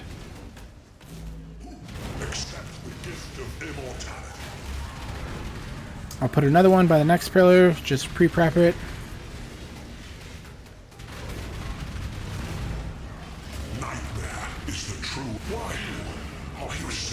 I'm going to portal out of here because it's going to bring me closer to the next zone. And also, I went back to Act 2 without returning to Act 4, so if I just left, I would have been set to Act 2 again, which would have been annoying.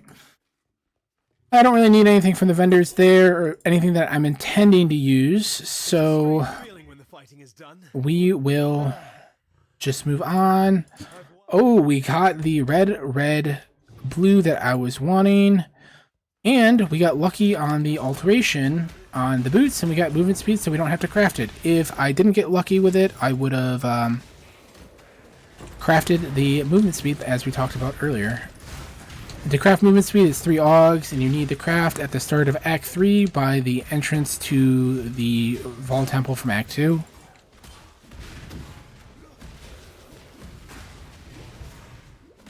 Alright, so for big focuses for this act is essentially I'm looking to leave this act around 41.5 to 42. 42 is great.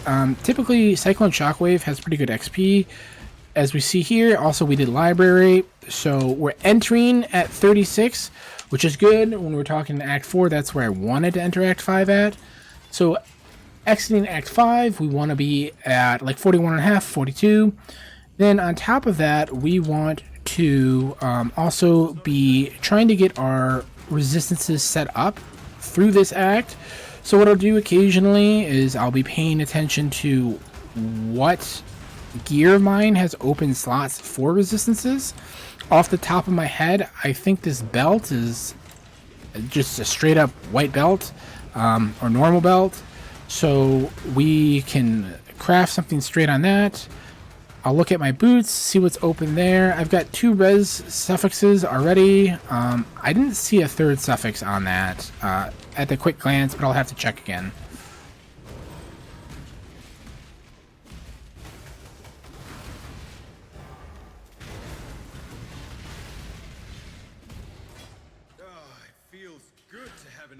Okay, and then typically what I'm looking for when I look at my resistances here for the ring is what my highest resistance is. So my cold and fire highest here, and I have a cold ring. I'm going to take the cold fire ring here and hopefully be able to replace that with something that has an open suffix, which I can, which means I can get a lightning craft, which will be good, or I can get a cold craft depending on what I need. And it also, sort of kept things pretty okay. Got a little bit extra, like, rare stats. But that's generally how I'll decide to choose what ring I'm looking at, as I'll look at my 2 highest reses. Typically, my setup will always be going into that to have a sapphire and topaz ring, which I set up in Act 1 and Act 2 with crafted fire res. And so, whatever my 2 highest reses are, I will pick the ring of that category.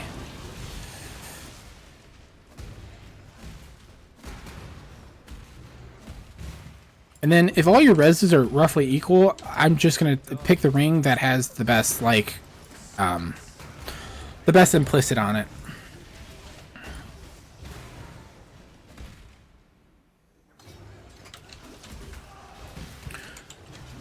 Alright, so we have our next base in our inventory.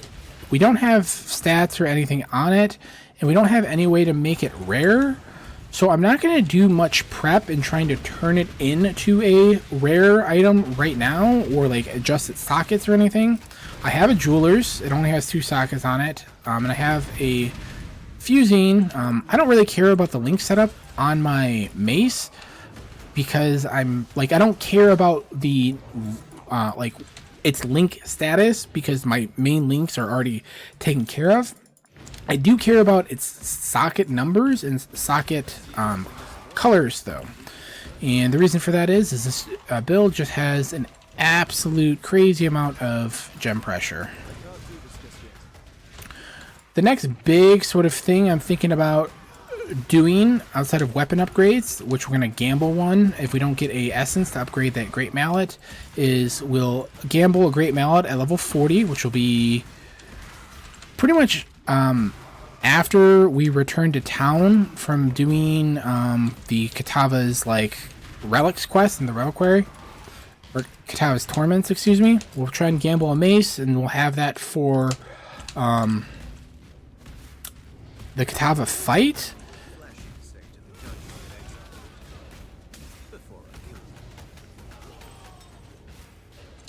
I'll go back, kill those guys. The nice thing is if we do get like a decent gamble mace, or we just get a rare mace in general, we have a chaos orb to try and make it better. If like the mallet itself is crap.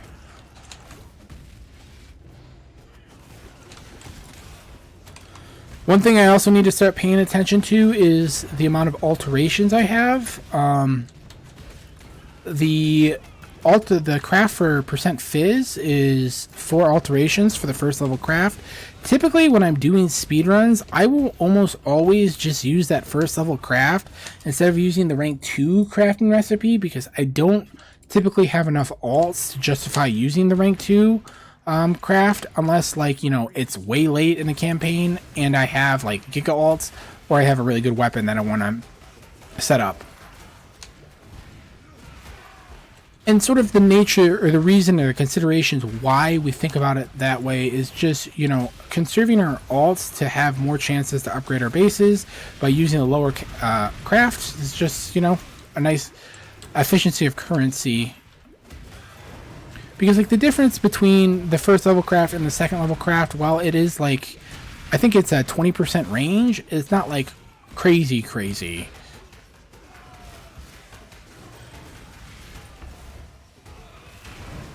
Alright, we're going to identify this. Okay, unfortunately that's not good enough. Here, I'm just going to be going through and killing these blue packs for the most part. I should end up around level 40 before Innocence, just based on my current XP threshold. If you're not as XP'd as I am right now, your goal should be getting like 39 before Innocence, at least. If you're not 39 before Innocence, what ends up happening is you can start falling behind on XP pretty subtly, and you'll have to start XPing more in other places. Places to make up XP in this act are pretty much the Chamber of Innocence and then the Reliquary. So, like, if you're under XP'd going into the Reliquary, like, under XP'd in that case would be, like, still level 39. You're going to want to use that zone to catch up on your XP and get at least, like, 40 and a half.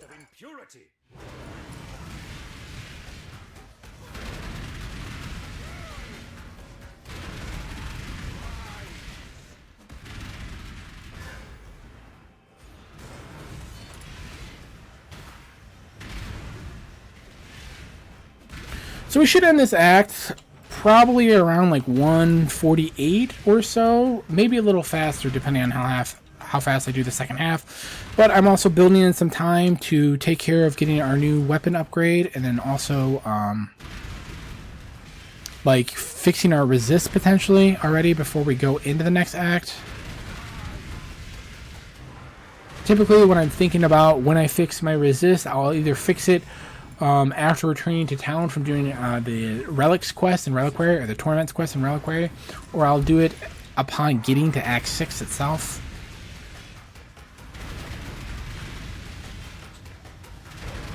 Hope that would explain why my damage felt a little low. We didn't have Herald of Ash on.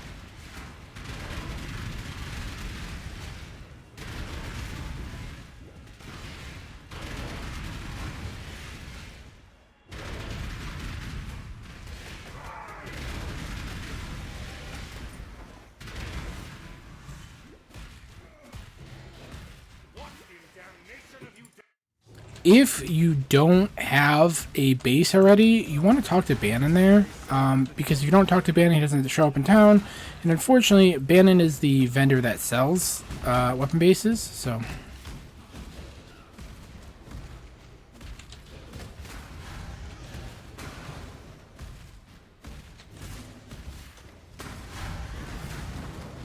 I also might have been in Sand Stance for that entire fight, which is a little annoying. That would also explain my damage being a little lower than I expected.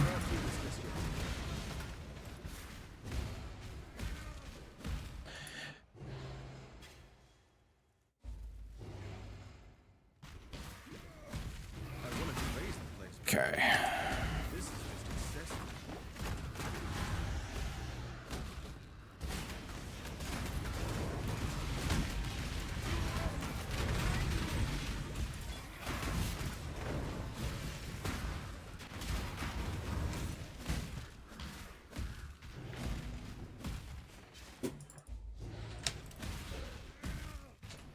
Spirit. Whatever happened to a good old-fashioned radio?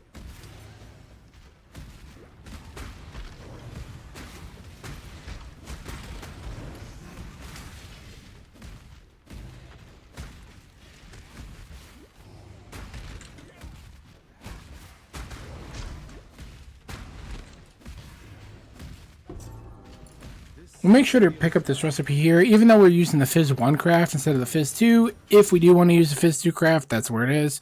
So it's important to pick that up for melee. And then we can just turn this in right now. We're going to put this Great Mallet away. Then we're actually going to gamble right now for Mallet.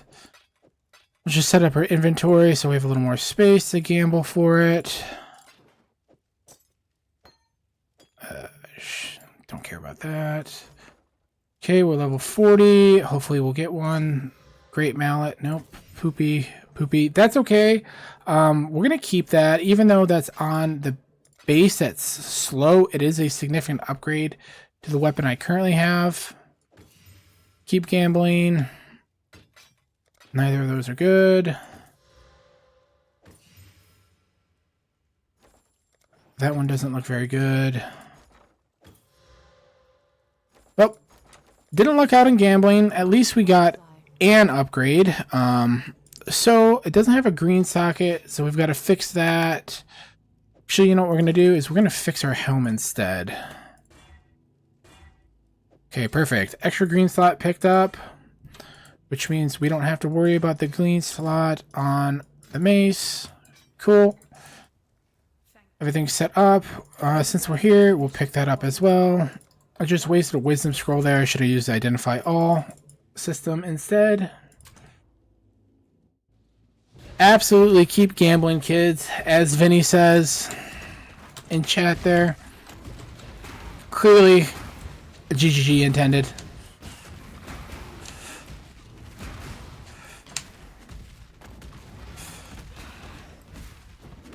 Alright, so we're level 40 going into Reliquary. Hopefully we'll get about a half level of XP.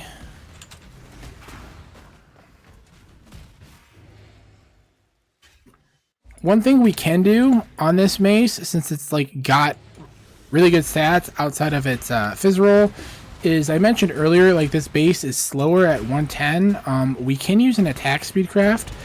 The attack speed craft is in Dried Lake, and we picked that up after we killed Vol, or we should have, at least. So we can do that for 6 alts to help it. And given that, you know, that weapon will probably be our weapon until like level 49, level 50, it's probably worth doing that to get the extra speed boost. So that's what I'll focus on. I mentioned before we wanted to start thinking about our resistances. Here I'm going to get Flesh and Stone, which we talked about way in the past. Not Flesh and Stone. Cloth and Chain is the node, which will help up our resistances even more. I'm already good on fire for the next act for the most part. With Cloth and Chain, I will be good for sure. And then my other resistances will be in a good spot as well.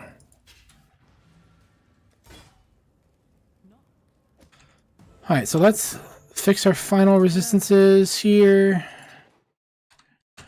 Okay, we have 3 points. We'll pick up the damage node for 2 hands, and then we'll pick up the Cloth and Chain. We'll check our resistances. We just need 2 crafts, which will be excellent. Makes things really easy. We're going to try and find an open suffix on something that we're going to keep around for a while. Okay, that can go. That all this stuff stays. We'll put it on our belt. Cool. So our resistances are all set up for the next act. And then we'll go back to town and we'll go game. All right, so we're actually going to be a little slower than the 148 projected. But, you know, unfortunately, we had to go all in on gambling for a weapon. That took a little bit. And just getting everything set up for the act to blast. You know, we're in a good spot. So the next priority for me is going to be going towards the rage nodes. Along the way to the rage nodes, I'm going to be picking up the health nodes as well.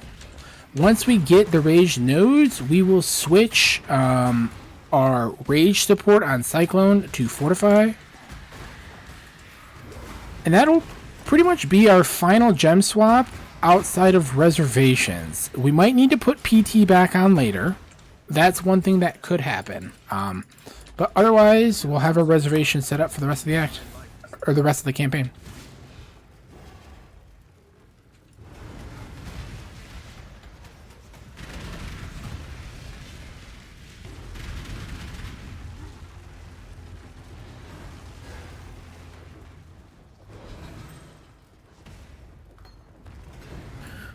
Alright, our inventory is a little bit of a mess. We don't need Chance to Bleed or Intimidating Cry anymore. So those can go. Intimidating Cry does not work with Cyclone at all, so there's no point in really having it. We're also going to get the Intimidate Rage Mastery, so that'll take care of Intimidate.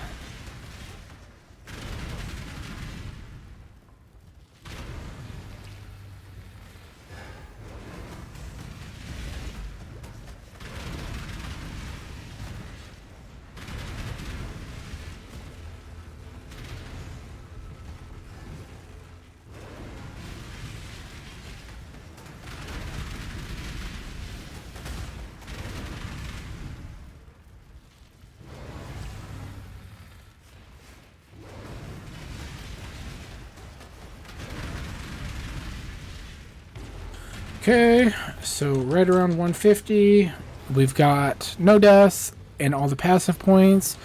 Our resistances are set up, so we're just going to be able to blast in the second half. I don't think I need anything else. We're going to put the better mana flask on that we've had for a while. With melee and mana, you kind of want to be careful about your flask amount, unless you have an enduring flask for some reason. Because if you get too good of a mana flask, it'll essentially fill up your mana too fast, given that our capacity is that low, and you won't really benefit very much. So on melee classes in particular, it's pretty good to have like an old mana flask for the most part. Typically on melee, I will actually finish the campaign with like a grand or a giant mana flask. Won't go anything further than that. Because we did library and we have all the gems that we really need, we don't need any of like the 38 gems that we don't get, or the Act 4 gems that we don't get. We're going to skip doing Lily. Obviously on League Start you probably want to do a Lily, but it's just not necessary for now. The other justification for doing Lily would be if you need respecs and you don't have any gold. Either way, if you want to do Lily, basically you want to do Lily like a lot later than the other like a lot later like than the initial start of the act, unless you're missing like a couple essential gems. You probably want to kill Tukohama and get to Lower Prison first before doing Lily.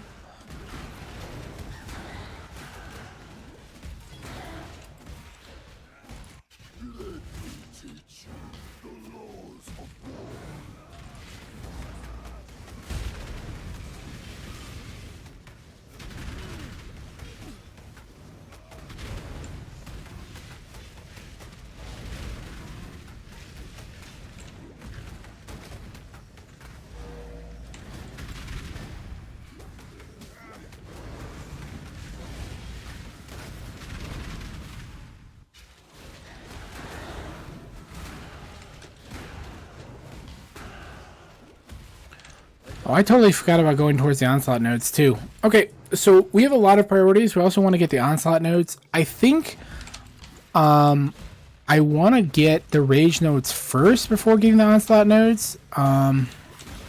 Just so I can get Fortify, because I'm more concerned about like my survivability. If you don't care about dying in campaign at all, obviously I'm on softcore, so it doesn't really matter if I die. I just don't like doing it. Or keeping my deaths to minimal. You can get the Onslaught nodes right now, but like I said, I will path towards the Rage nodes.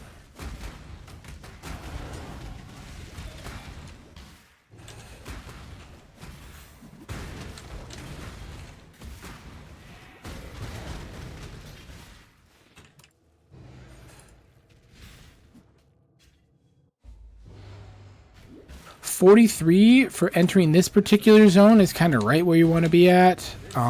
If you're a lot below 43, you can start running into XP problems in the second half. So just make sure that you're kind of keeping up with that. Typically we want to end this act around 46-ish, 47-ish. off the top of my head is what I usually aim for.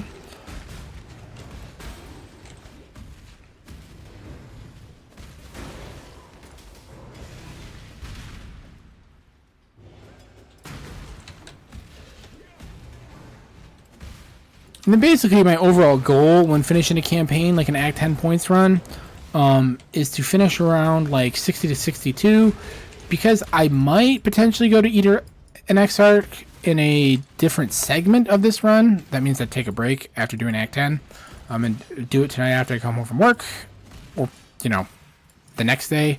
I'm going to probably try and end up closer to about 62, which is more so where I might want to be on an actual like league start. Like 62 to 64, spending some time in BA to get like gear set up a little bit.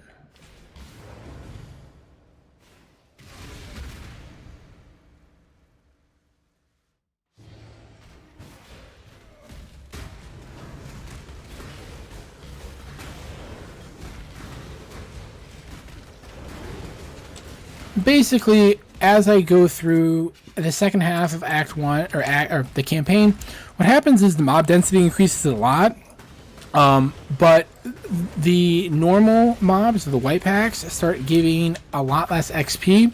So instead, you know, you're gonna kill them if they're a big clump of them, but like anything that's like a sporadic clump together, you can just end up skipping, and then you're gonna come across a lot more blue packs, which is gonna start being the focus of what you want to kill. Like anything I directly leap slam on, you know, I'll just pulse my cyclone to kill. But if I see a blue pack, I will definitely try and kill that, and that's one of the like good ways of making sure you're keeping your XP up in the second half.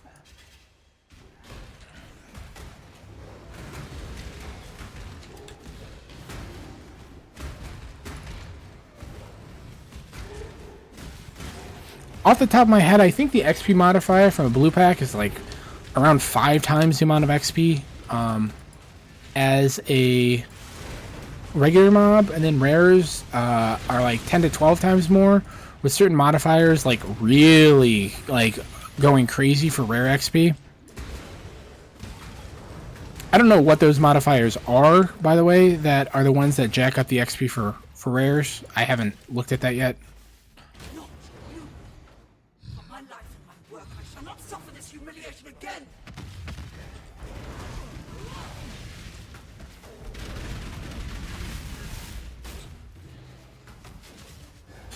So now that I am on the left side of the tree, I'm going to respec that one strength node that I had before, that I allocated way earlier because I was having issues maintaining enough strength for maces when I went to the right side first with PT. So once I do that, I am at the rage nodes, so I will have enough rage generation to be okay, feeling like I can keep my rage up on single targets, which means I will put Fortify on. And now we're gaming.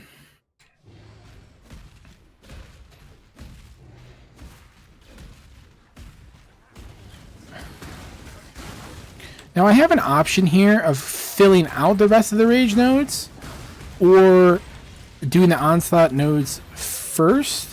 I guess thinking about it now, if you just want to put the first node and then do the onslaught, what you could have done is picked up this node way earlier, which might have been the better play, and then eventually you respec that one out too once you get to like the actual rage cluster that you want to use that I just arrived at.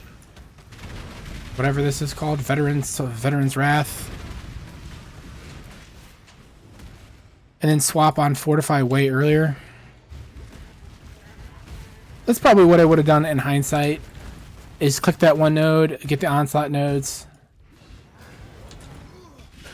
Yeah, that's a good play. Obviously, you know, you go a lot faster, but I was having some issues with accuracy and attribute requirements where I just delayed it for a while.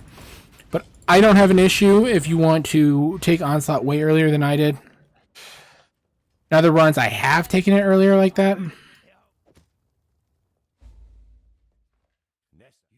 Good work. Okay, maybe we get something good. Nope, that sucks. Stay sharp out there.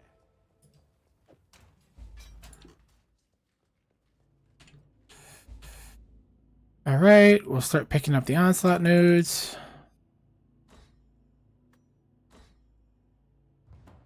Well, if you wanted to be efficient with it and not really care about your Eater Exarch time, I would do it in Merc Lab to actually farm quality up on your general cries, Earthshatter, and autoexert setup, because that will increase your DPS of your Gen Cry by a lot. Because Earthshatter, you'll get an extra spike. Off the top of my head, I can't remember what quality on General's Cry does. Quality on autoexert increases cooldown recovery. I think you get an extra Mirage Warrior from General's Cry. Yeah, you get an extra Mirage Warrior. I can't do this just yet.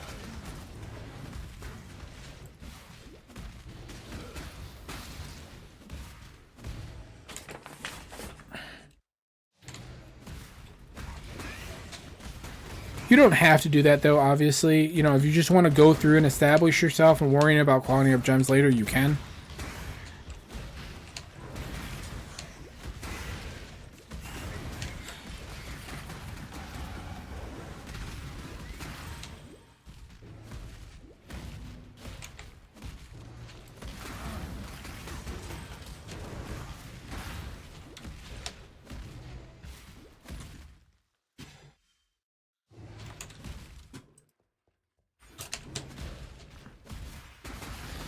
Now, one thing to talk about is in terms of like doing a speed run versus doing like an Eater Exarch run, or like, you know, actually like setting up what you want to do for League Start on Shockwave Cyclone, is thinking about what you want your third ascendancy to be. In a speedrun context, if I'm literally just trying to do Eater Exarch or Act 10 as fast as possible, I'm going to take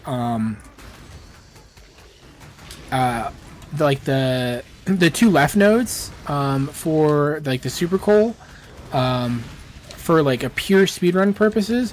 But if I just want to set up my character for like as smooth as mapping as possible, I'm actually probably going to take Overleech instead. So because I potentially might take this to Stay sharp out there. because I might take this to Eater Exarch and like sort of in a mock simulation of a League Start run, what I would do on League Start is I will probably take the Overleech nodes and just have my fourth ascendancy eventually be the Giga Coal.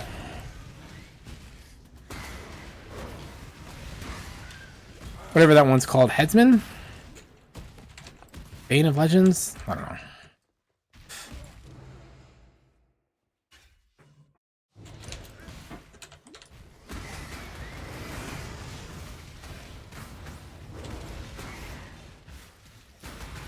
Practice makes perfect.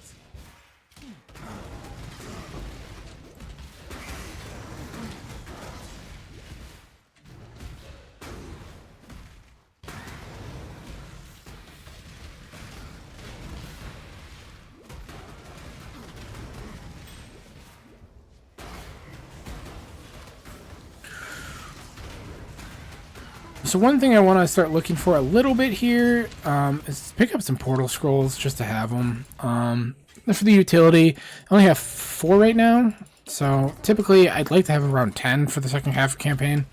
Not a huge deal. Like, I would not go out of your way to buy them at a vendor unless you have literally 0.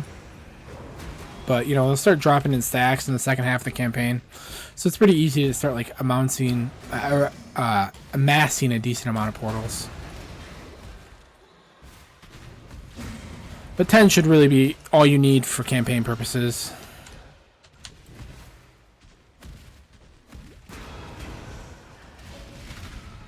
You there, local, hungry. I can't do this just yet.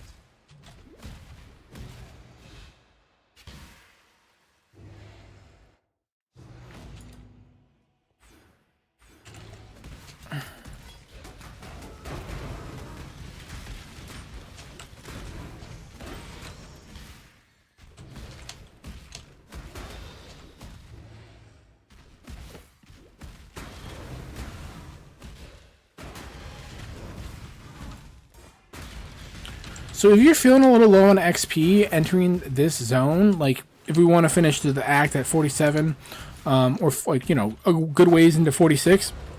Typically, the event at the end of the zone, the little gauntlet, will generate a ton of XP, and then finally, Brine King's Reef usually has like gigabobs, so that's another good place to catch up on XP if you're feeling a little low. The reason why, like, we're thinking about all these XP breakpoints is, you know, you want to be, in terms of being efficient, you don't want to hit the XP penalty, which essentially is 3 levels below zone level plus 1 level every 16 levels. So at the point we're at right now, 46, it's 5 levels. So we want to make sure we're within 5 levels of the zone. Once we get to 48, which will be in X7, we want to make sure we're within 6 levels of the zone.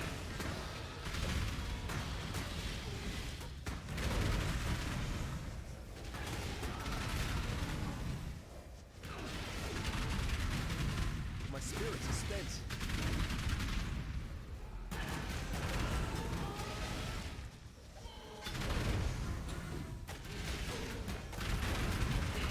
We will be getting more HP.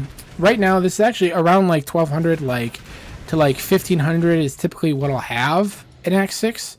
1500 is a little bit more on the high end. Basically, we've gotten most of the damage nodes that we're going to get. We're for sure going to get one more mace wheel, which is going to give us some area damage.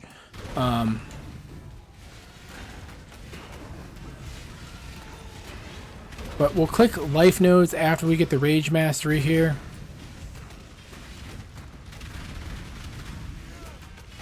Basically, the remainder of the nodes we're going to be looking to get is we're going to click the fizz wheel that's right by Wrecking Ball. And then we're going to click the mace wheel that's also right by Wrecking Ball there. And we're going to take the area of effect pathing for that to give us just a little more AoE.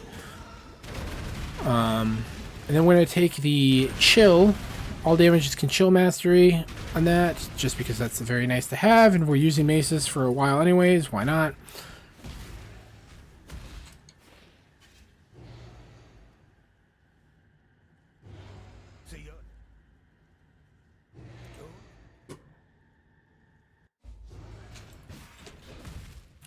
Alright, we're level 47, so we're good on XP. We're just going to be going through and pulsing over like the packs that run directly across from us. We'll stop for blue packs if they're in our way, since our XP is pretty good. I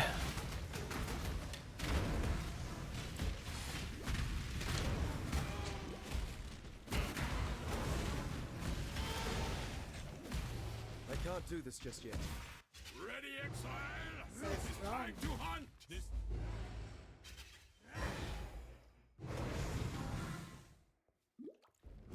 Make sure we're in blood stance here, and then we just wait for the RP to end.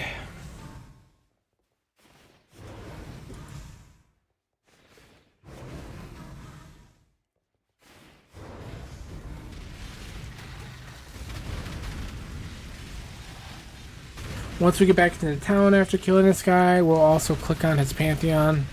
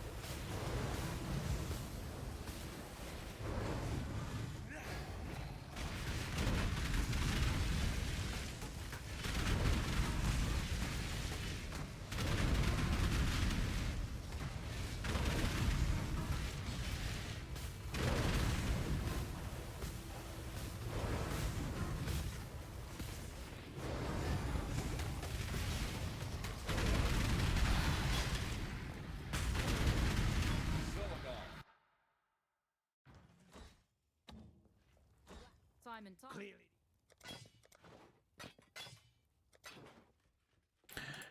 You know, I think that was a 4-link there, and it looked like it had pretty decent stats. I probably shouldn't have sold that, but that's okay. Speedrunner brain.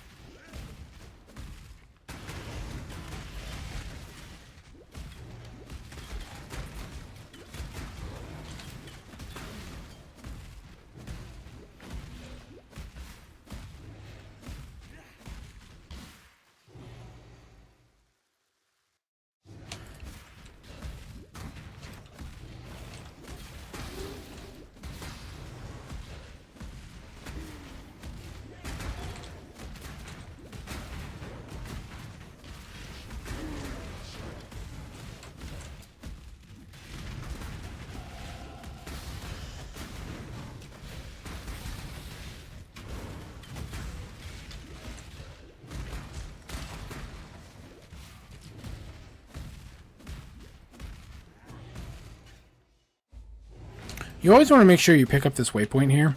And now that there's like, you have the area where you can activate it, it's a little easier not to miss it. But the reason why you pick this up is I cannot tell you the amount of times that I've accidentally done the like little area to go get the item that you need to access Malagaro's Sanctum and forgot about doing the trial, and then I have to run my ass all the way back. So, get your waypoints, folks. For certain areas, this is one of them. You definitely want to pick it up.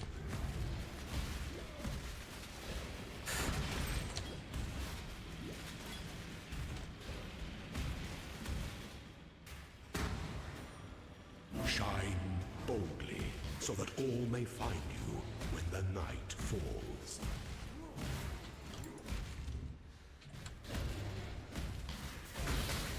I can't do this just yet.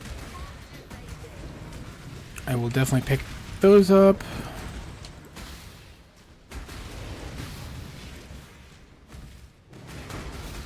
Now, some other changes that I would probably do, I'm thinking about this if I continue on to either Exarch or mapping, instead of just ending at A10 Pts+Labs, what I would probably do is be a little less aggressive on my damage pathing towards the end of the axe, and instead start picking up like the endurance nodes for extra tankiness for mapping.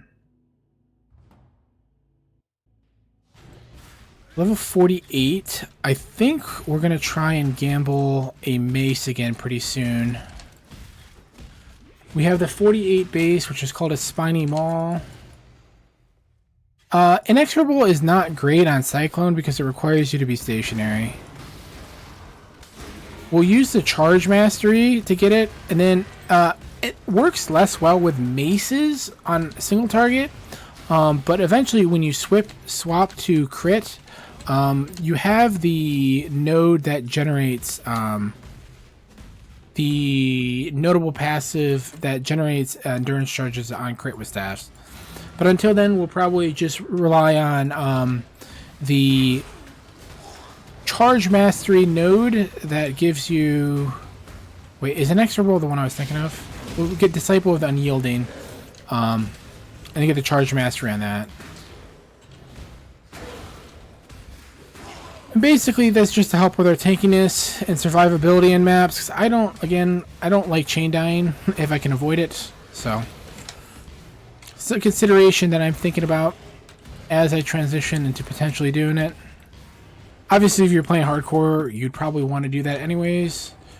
And you would take different steps than I had to make your character a little tankier.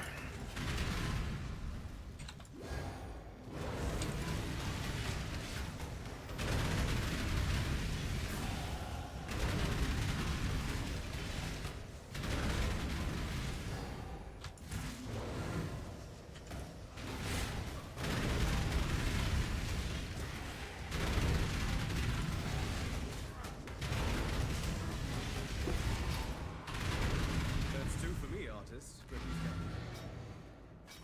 54 for that base.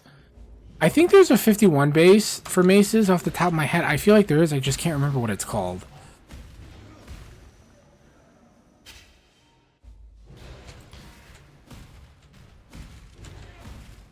take life nodes, start getting our life up.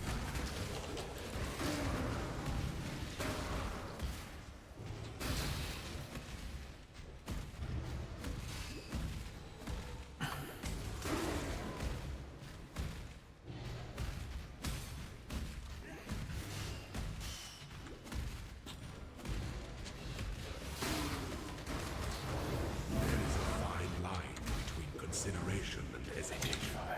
The former is wisdom, the latter is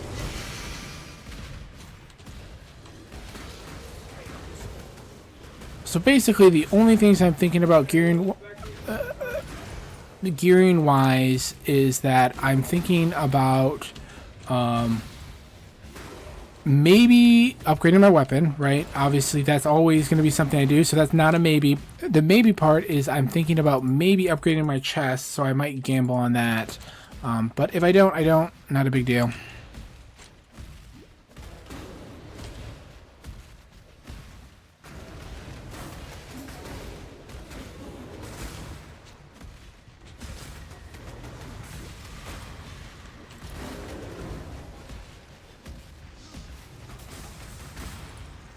I can't do this just yet.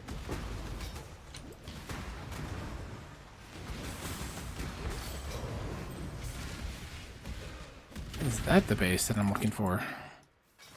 Plated Mall is the 51 base. Okay, we figured it out.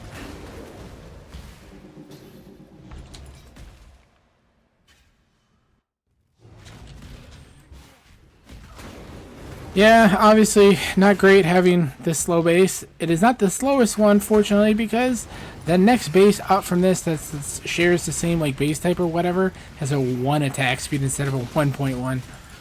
That's super painful though for speedrunning.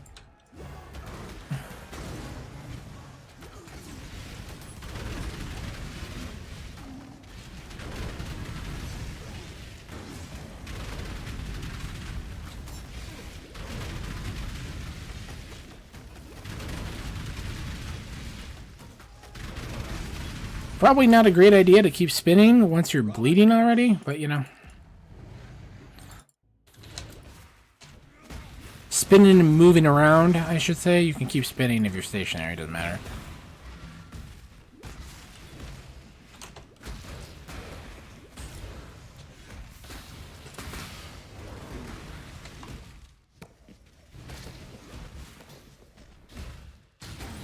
One of the things that we'll be doing for this next base that we pick up is we've been saving some blacksmith whetstones for a while. We will definitely use it on this next base because this next base is kind of what I'm planning on being my last base for campaign. You know, if we get super bad RNG, we'll try and fix it, but outside of that...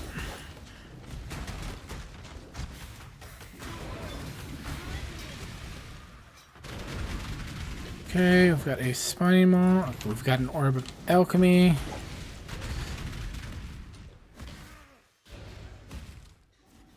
Alright, I think we are actually going to try and make this mace now since we're out in the field.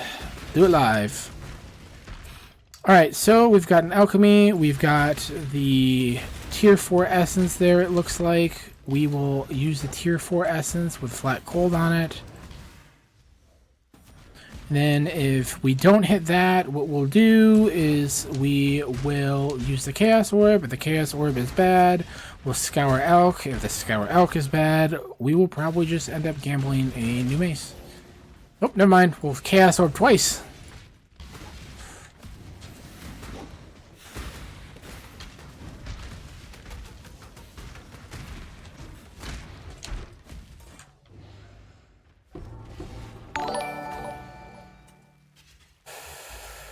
Oh god, that's awful. It's got good flat cold, but the rest of the stuff is turbo ass. Okay, we replace the flat cold with flat lightning of equivalent value, it looks like. And then probably what we're going to do is we are going to just craft fizz on that.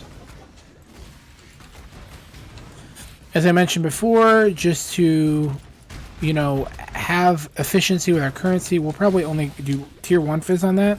so we can save some alts in case we want to go to Eater Exarch. In our second segment that we do at a later time, we'll have some alts to craft flat fizz on other stuff, or percent fizz, excuse me.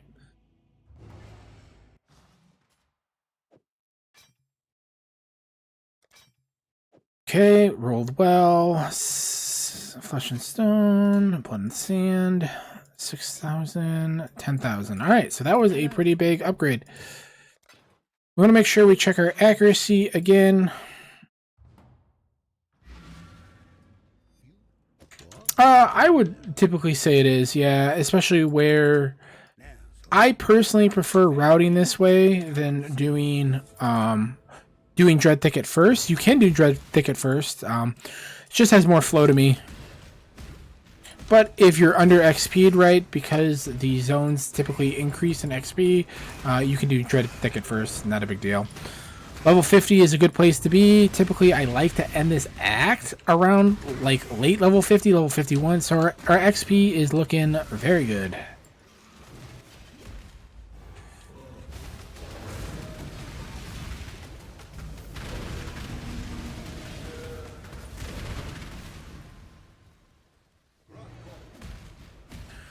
Okay, we need to check our accuracy values. We're getting to the point where we're getting pretty close again with maybe not having enough accuracy for PT. When that happens, we still have that precision that we kept from earlier. That will solve that problem. The only issue is we're just going to need to make a green socket somewhere. So I mentioned way back when that one thing you can do is swap out vulnerability for Poacher's Mark at a certain point. We're kind of reaching that point very rapidly. So with that in mind, we will end up doing that. We'll swap to Vaughn, which means we're going to have to go pick up another gem. We'll go to Act 3 to pick up the level version of Vaughn. I kind of think we might not have enough intelligence for it. And if that's the case, we're going to have to go to library and pick up a lower level Vaughn.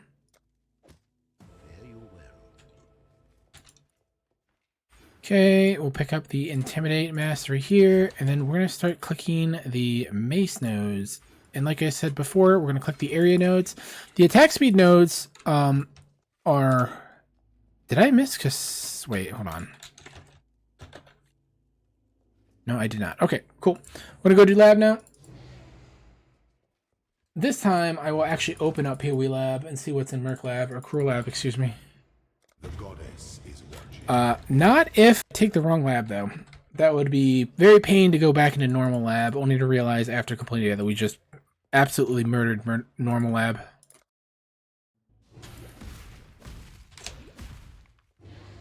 The goddess is watching.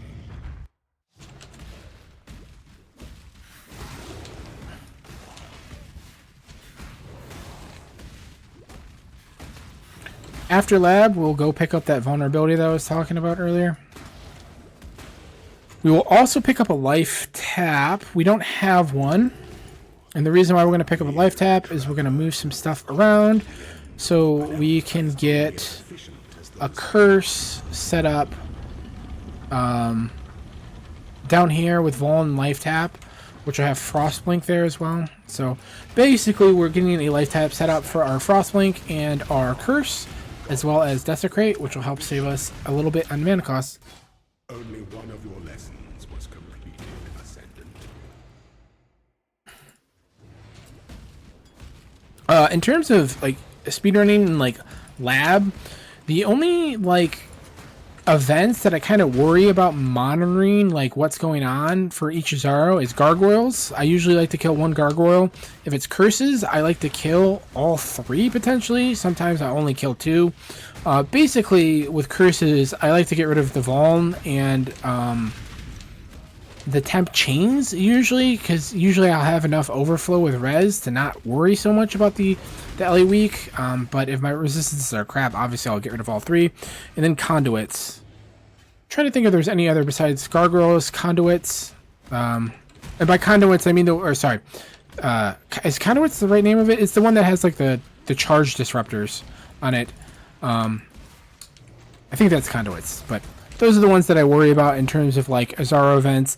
So for conduits, you know, I will make sure to click the charge disruptor once he starts getting charges before he phases. Gargoyles, I'll kill at least one, and then I will kill 2 or 3 of the cursed pillars if I remember.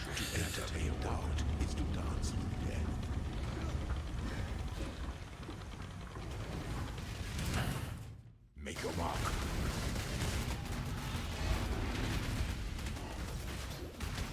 You are inexhaustible. If you are a caster or something that's really squishy, it's totally cool if you kill all 3 gargoyles. Because the real danger with gargoyles is just the burst damage and the fact that they might stun you. Less applicable on like a melee class that is better set up for it, but typically I like taking out 1 anyways.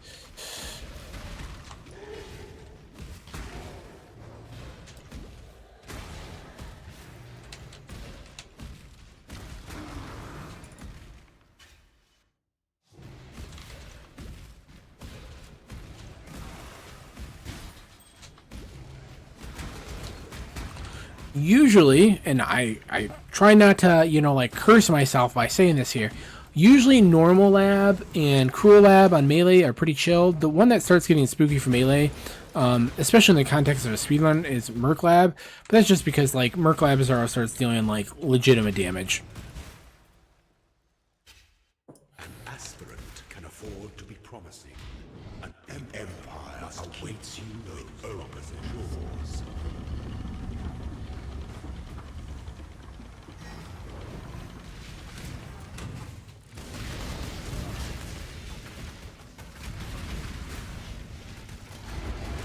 The trap of tyranny is inescapable. Okay, let's upgrade Earthshatter again.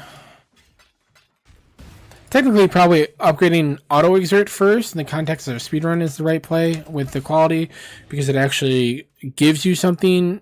Earthshatter upgrade of quality doesn't really do much until you get it to 20 qual. So let's get Autoexert up, because it'll give us cooldown recovery. We're going to pick up a life tap. We're going to pick up the Vuln. Cool. Then actually, because I'm having issues maintaining my mana just generally right now, I'm going to put life tap on my travel skill. Should help out.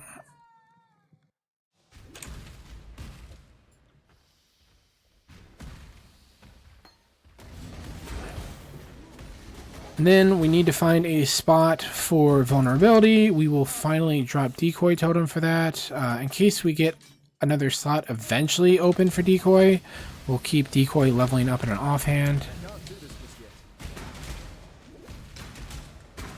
Decoy is just a nice sort of one-off to have. Basically, decoy's utility is really strong in the like early portions of the campaign, especially like Acts 1 through 3. After that, it's not as relevant because you can finally start getting a little bit reasonably tanky for campaign purposes.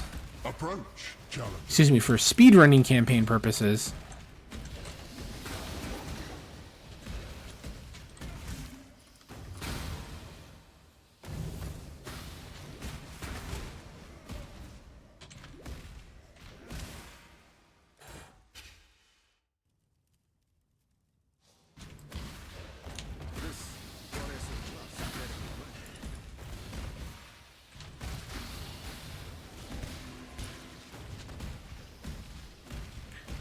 I do not currently have a POB for this. We'll have one eventually since this is going to YouTube. Unless something like totally disastrous happens in the last portion of this run.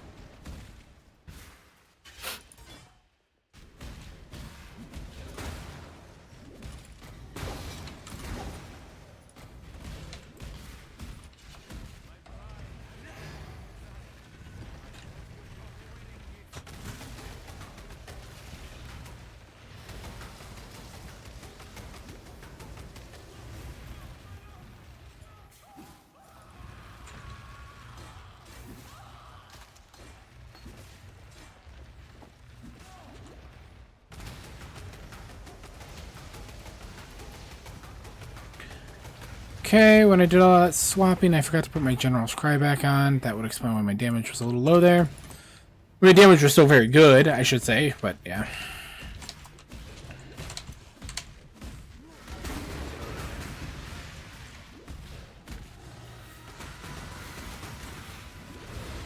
I will kill this just for the essences, for eventually getting a gear that's ready for maps. The Wrath essence is good for the lightning res that it gives as a suffix on a armor piece.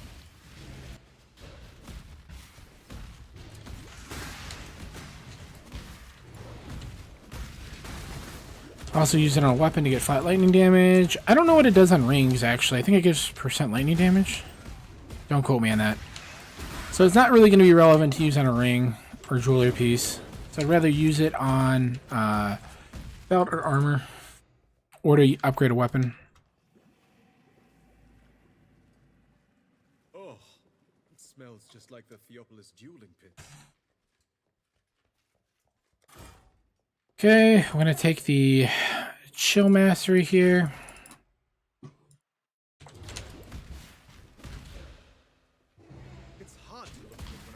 Alright, so once we turn on Precision again, our mana situation is pretty dire, so we're going to path towards getting some mana reservation probably somewhere.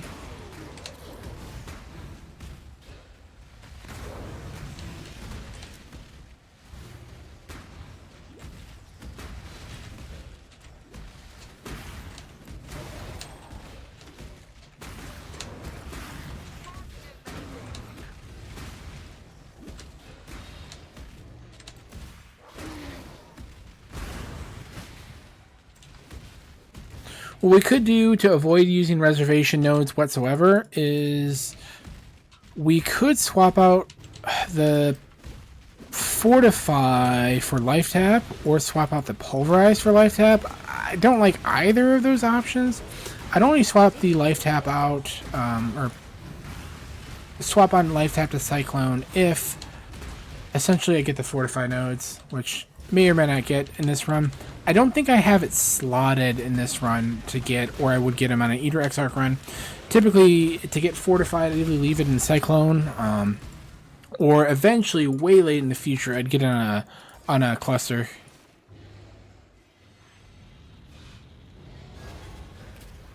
So the reason why we are going maces is because essentially Staff Cyclone Shockwave has a bunch of issues with attributes.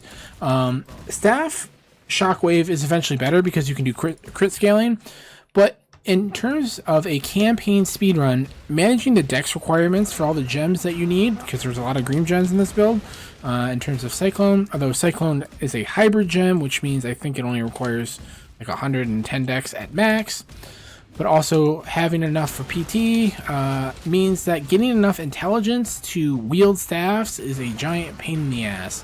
So right now, you know, I have 75 intelligence because I have a Jade Amulet and I have another note, or I have a Lapis Amulet, and then I have a 30% attribute int.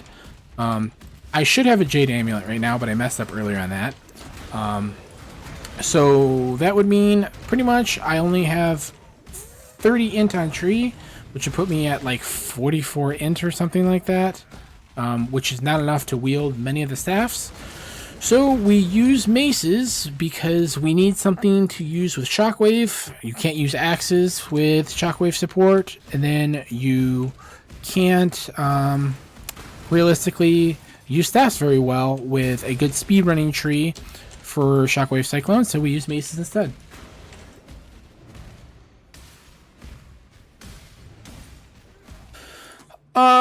So basically, I haven't tested enough about the underbelly location in terms of memorizing where it is and its XP gain versus XP loss. So I just fall into my old habit of going and getting the left side waypoints first to make sure I have sufficient XP for the remainder of Acts 8, and then I go over and do the quest side of things. So, if you want to use the underbelly shortcut, you totally can. I just don't remember where it is in each of the layouts for the Grand Gate yet, so that makes it a little bit unreliable for me in a speedrunning purpose. And I'm just used to going over that way, so that's sort of fallen into my old pattern of habit of doing that pathing first. But doing underbelly pathing, if you know where it is and you have sufficient XP, is good because the underbelly is shorter than going the way that I went. So in my case here, you know, I met the first requirement of sort of having sufficient XP, but I didn't really meet the second requirement of having a good idea of where it was in particular layout. So, you know, I probably lose like 30-40 seconds going the other way versus doing underbelly. That's a rough estimate. 40 seconds might be a little too much, but 30 seconds seems reasonable for like the difference in time.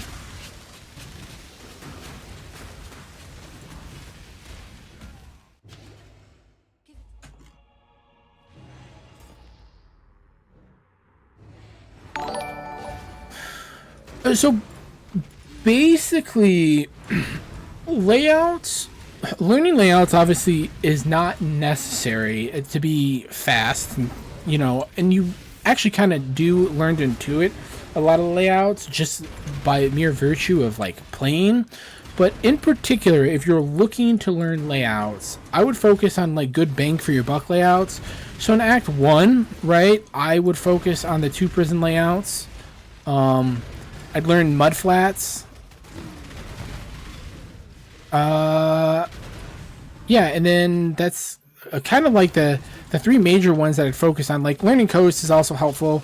But I'd focus on the 2 mud flats, or sorry, the 2 prison layouts, mud flats, and then I would do coast after that if you really want to learn. And then, unfortunately, you know, like after that, like you start getting diminishing returns in Act 1. If you're not trying to be like literally as gigafast as possible. In Act 2, the big one is Vol Ruins, but that's a pretty complicated layout to learn, and there's not really a good guide out there yet that I am aware of like that's a sort of like walks you through the entire process. I try and plan on doing that, but I haven't gotten around to it. So yeah, those are like, I'd focus on Act 1 layouts, to be honest, because you're going to do those the most, and that'll help you give you consistency.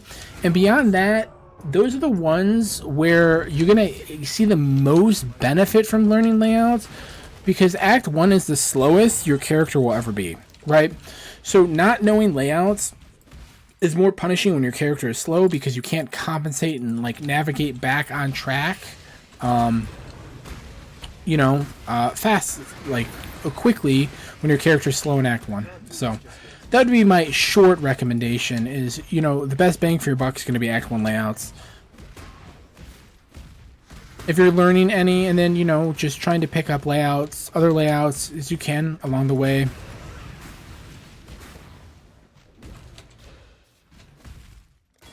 Yeah, those are all good.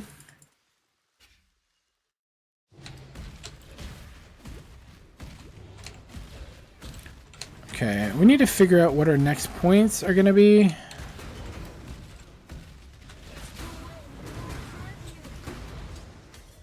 Okay, we need the reservation stuff we were talking about, so we're probably going to click some reservation nodes.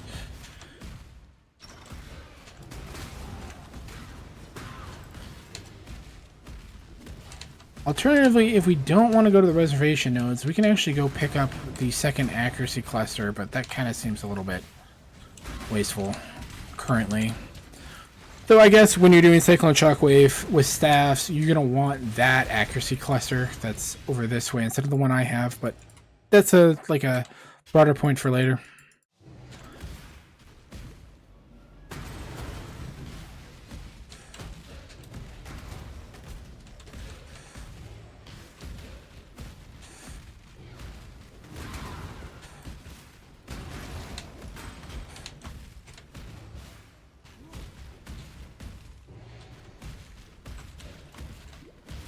Yeah. Anything that has like a quick talent layout, it's like a nice one to pick up too. Obviously, Western's a good example, as pointed out.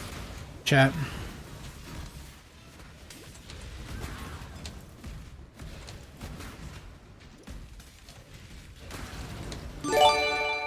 Yo, Tom, thank you so much for the gifted subs. I really appreciate that, man.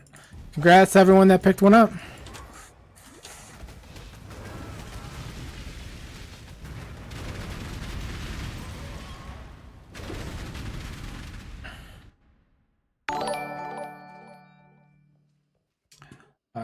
Something else just popped up. Thank you for the follow as well. Really appreciate that, man. That's huge. Tell me, don't do anything I would. No, it's fine. The issue, okay, so if you skip Underbelly, the issue that you might run into by not going left side is XP. And the reason for this is if you look at the zone levels here, like the zone levels go up pretty rapidly. Like this is a 56. So imagine that you're under leveled and you try and go through. This zone here is a 59. That zone's going to be a 58. This will be a 60, I think, and a 58. So basically, if you're under leveled already, you're just putting yourself further in a hole, which is why I go to the Koi side.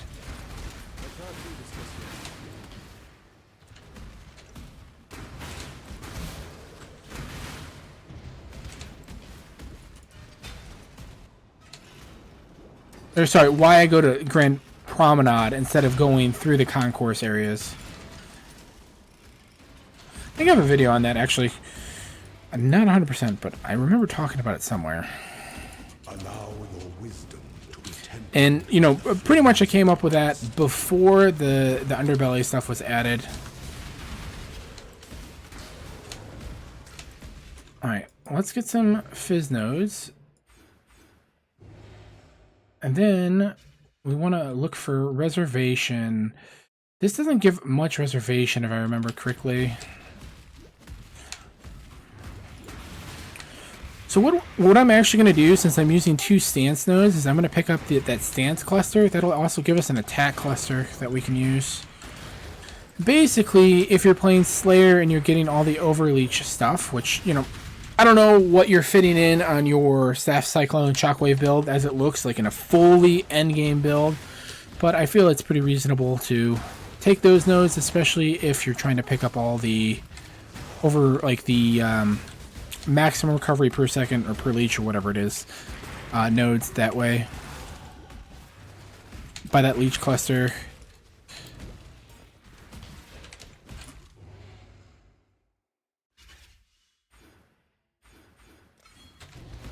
Okay, cool.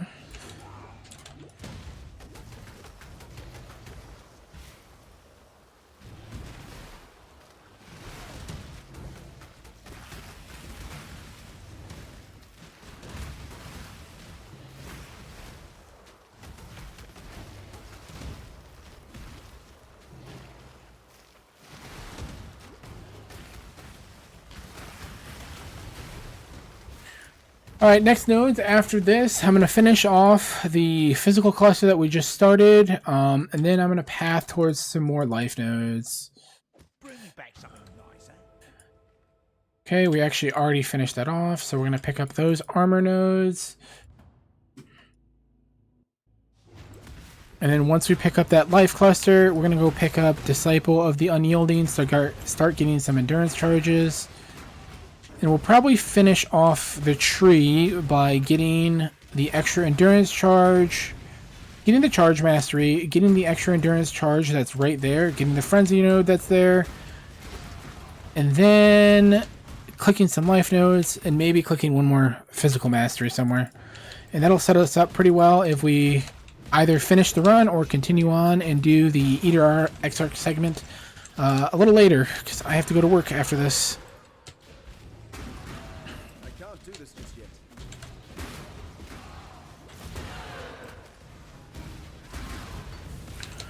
So we can really start picking up pace here if we want, just by leap slamming through stuff and then, you know, pulsing our Cyclone. Kind of like we're in a good spot to do that.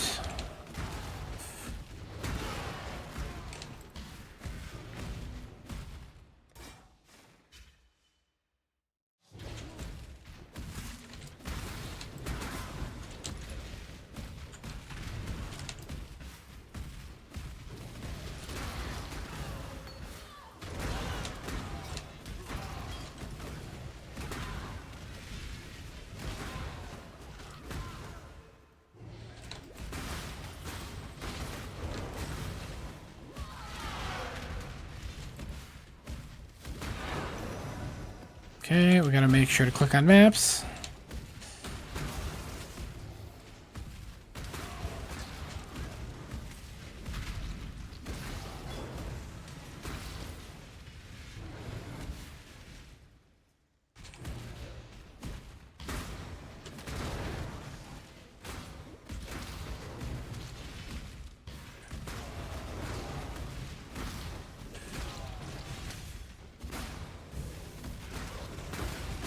Again, try to remember what stance you're in. For clearing zones, you want to be in sand stance, mainly because it also gives you the little benefit of the, you know, damage reduction and the increased area, and you don't need the extra damage. For bosses, we will swap back to blood stance. It's very easy to be lazy about that, though, so I don't judge you if you somehow just end up in permanent blood stance. I cannot tell you how many times that's been my mode of operation, so... Alright, cool. That's got flat fizz on it already, so we'll just segment that off. We will go kill the end boss here. Time's looking pretty decent for a commentary run. We're maybe looking around like a 3:20, 3:25 pace for Act 10 here. Maybe a little faster depending on how much I yap, don't yap.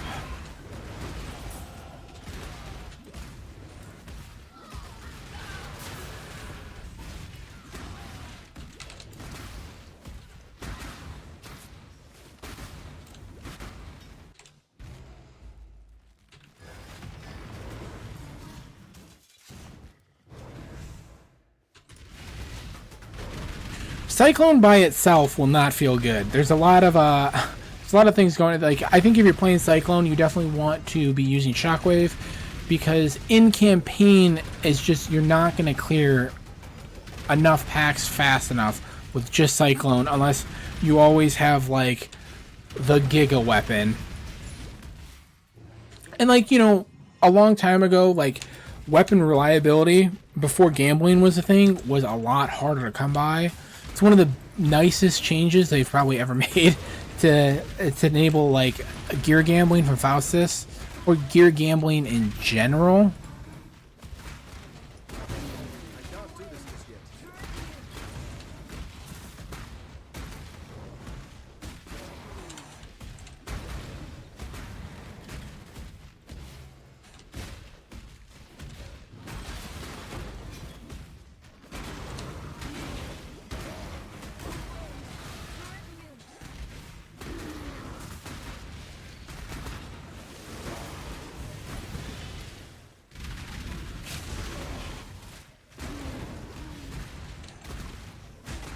And then in terms of like, if I do go to Exarch, what I'm going to do before heading out that way, like onto maps, is I want to make sure I try and gamble a new weapon and then gamble a new chest piece. Now in Act 10, you get the chest piece from the quest reward, so that can also like suffice, but...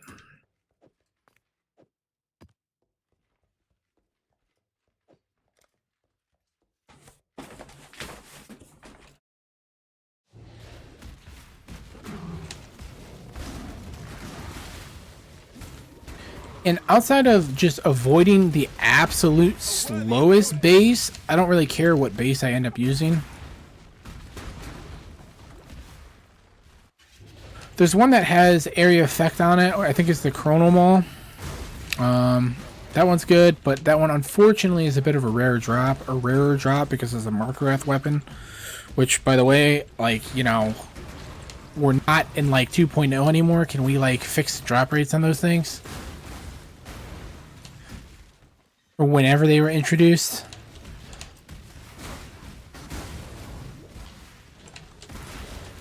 Obviously, when you're doing maps, they drop a lot. But like in campaign, like if you ever try and get one of those, like there's 7 Markareth bases, like getting them is like annoying.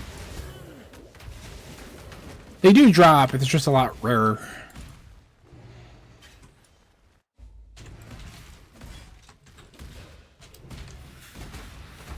So I want to stop leveling up Blood Rage. It does provide some attack speed, which is nice, obviously, for Cyclone damage and for Leap Slam.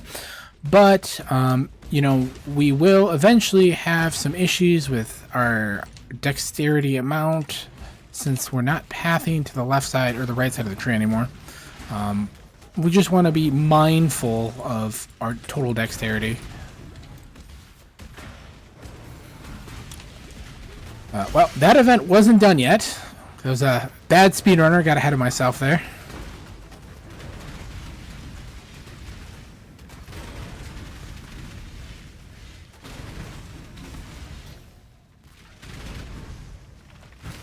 So nice little tip here is after you get the Stormblade, you want to go directly to the area to the Oasis.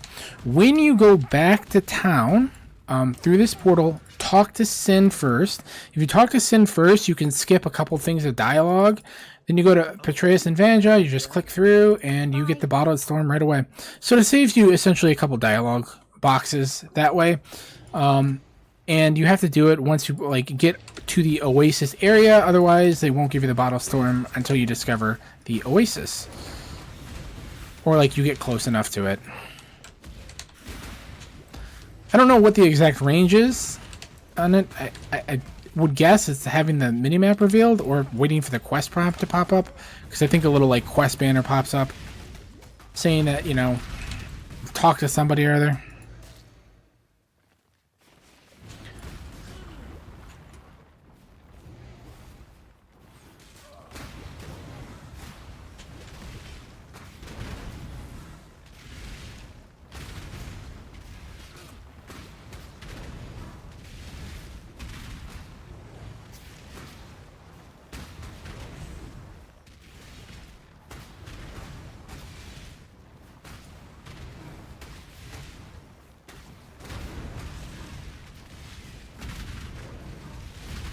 Where the hell is this? Did I lost Shikari. Where'd you go? I skipped way ahead of her, huh? I hate this event. I hate this boss. This is probably my least favorite boss in the entire campaign. Actually, that's not true. I really... okay. Act 9... little doc rant on speedrunners. Act 9 has the most annoying bosses. I hate a lot of these bosses. Garrokan's annoying. I really hate the refinery boss just because he's so damn tanky. He blocks a lot of attacks, which is why, and he has like decent damage reduction, which is why, you know, sometimes it feels like it can take forever to kill him on melee characters. A lot easier to kill on non-melee, or non-attack characters, I should say. And then, like, the Chevron, like, mini-boss is fucking busted in terms of the damage she does. I actually think her damage values are bugged. I don't think she should be doing that much damage in Act 9. But it seems not right how much damage she does to someone that has full res.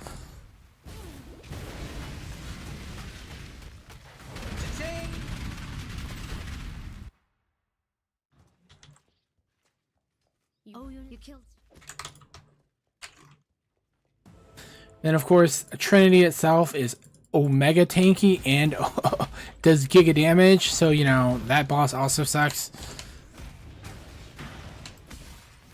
I mean, most of these bosses, towards the later half of the campaign, in terms of, like, the amount of damage output, start doing a lot of damage. So if your build doesn't have at least some tankiness to it, or some survivability to it, you know, you start getting into the hurt locker a bit.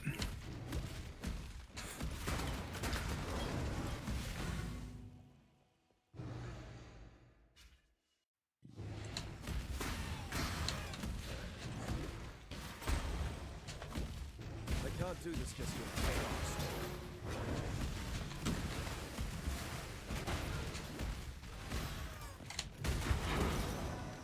Okay, we need to pick up Thicket.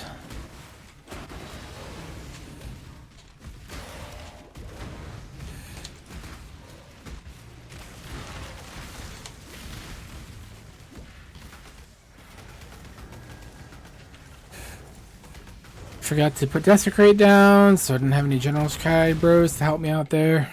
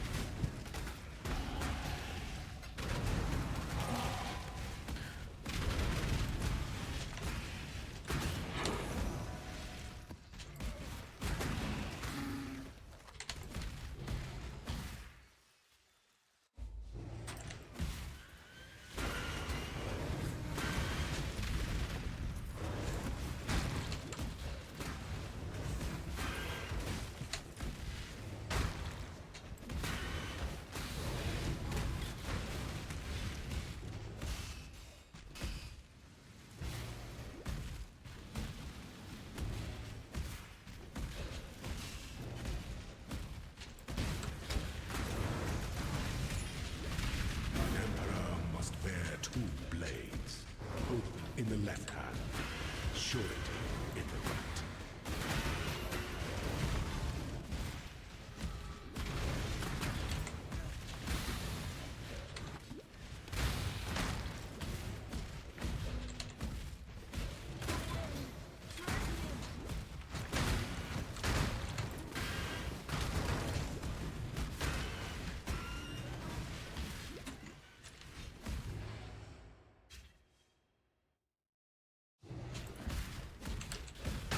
Alright, so for this zone here, you always want to go to the right because there will always be either the refinery or the Garokhan fight to the right. If it's the refinery, that means the Garokhan is on sort of like the middle to top left area of the map when you return for the waypoint. So that'll be the case here because the refinery is here. If it's Garokhan instead, that will mean that the refinery is on the top middle portion of the map.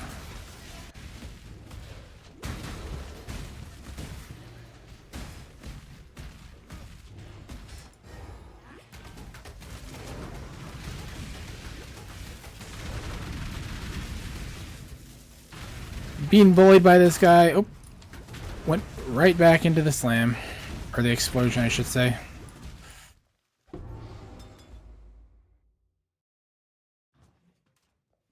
And now, mother, goodbye.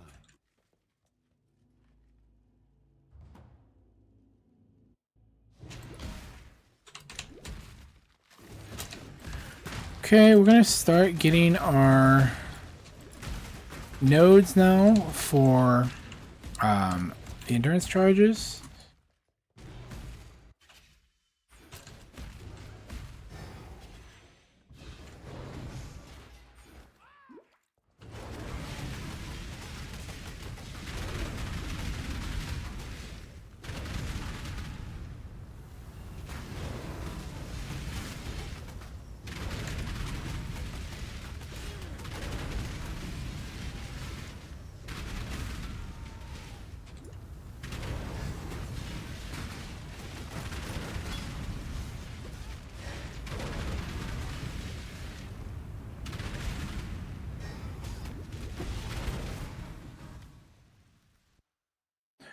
Yo, Apotel, how you doing? Apotel? Okay, let's put some of these maps in here. Put some of the other junk that's starting to pile up. You don't need the rage support at all anymore.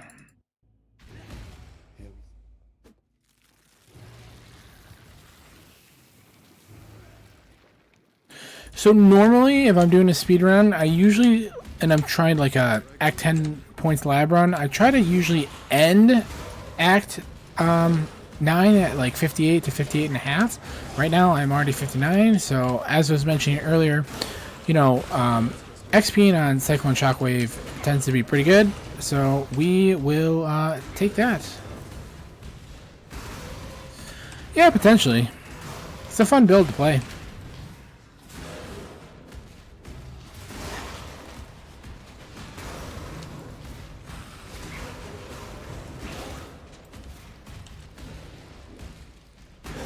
Bleeding. Oh no.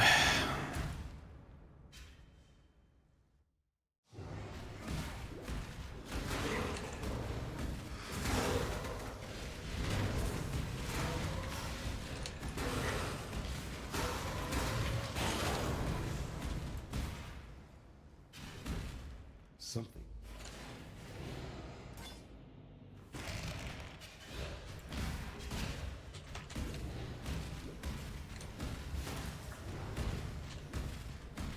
Okay, just check my accuracy values. I don't think I'm gonna be... I've got about 200 points between my accuracy and my health. So that might start getting a little close, especially if I invest into any more health. So I'm gonna start leveling up my precision again. I haven't leveled it up in ages.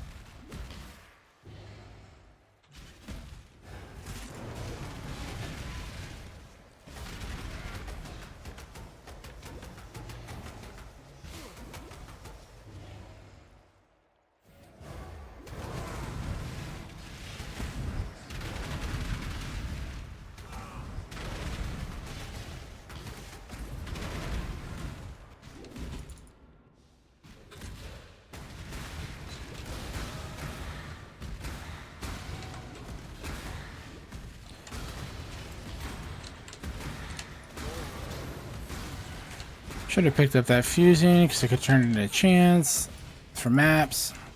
It's a mistake. Speedrunner brain right there. Just totally forgot about that.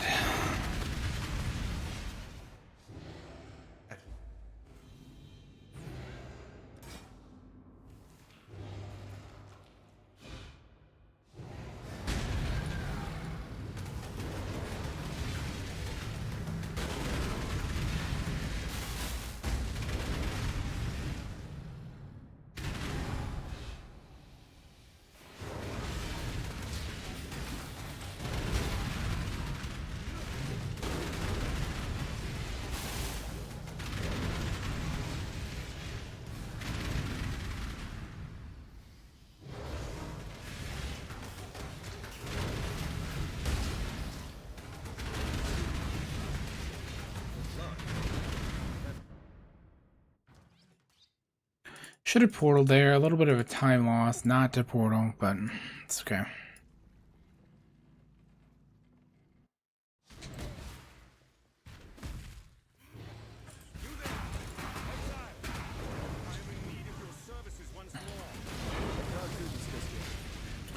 So one of the things that I'm running into right now in terms of like maybe transitioning this to maps is, again, I'm a little under where I need to be attribute wise for strength. Eventually that gets fixed in maps, but to like help me get the weapon bases that I need, I might need to click that 30 attribute node again, and then eventually it gets respec once you have enough strength from going up the left side of the tree.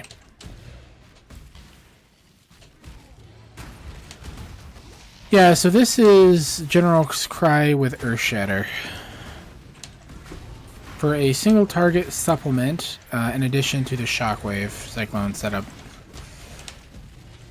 Because we have a second 6 link that we can use to get more damage, and Earthshatter is a little bit better for single target than Sunder would be. Now, I don't know how that calculation changes with Sunder and Hydrosphere, since you can shotgun with that. Because I don't know the interaction between the Mirages and the internal cooldown of Hydrosphere for the Sunders, but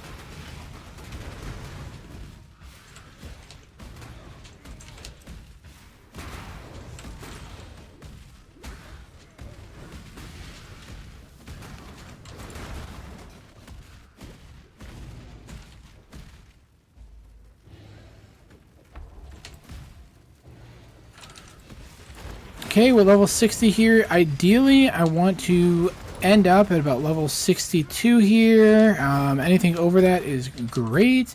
If you're under leveled here, it's not a big problem, especially if you're going to League Start or you feel like your gear is very crappy. Just to go do BA or Ossuary or, you know, Chamber of Innocence, whatever it's called in this act, for some extra XP gear, some extra gold. Not a big deal, or you can hop straight into maps, just all depends.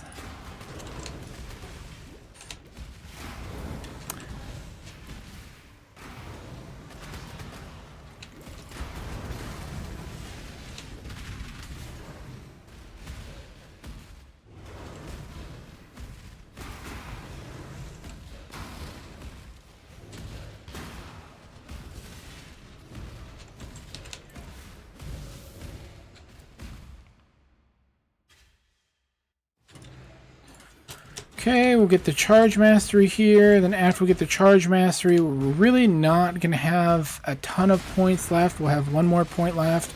Probably what I'll do with that point is to get the Physical Mastery.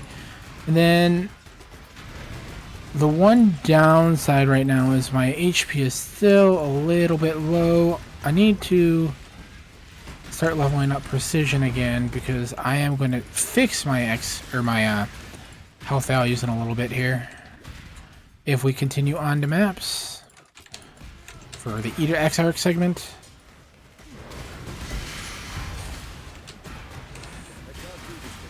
Okay, I'm starting to stall a little bit. I need to go faster.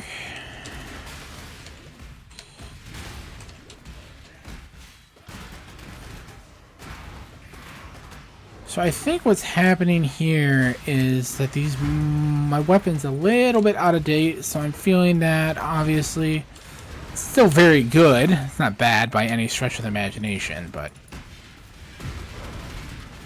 I'd like it better if these mobs were getting one-tapped or close to it.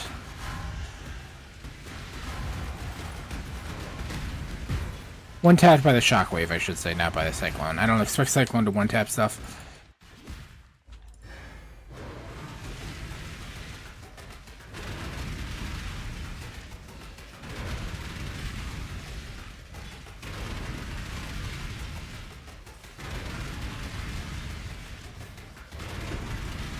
So the reason why I end up doing this pathing where I drop the portal and then go all the way to the right is it just helps minimize the amount of load screens that you have to go through and allows you like a chance to get like a pretty smooth Act 10 pathing. As long as you like don't forget your portal, pretty much anyway how you path in Act 10 is okay for the most part.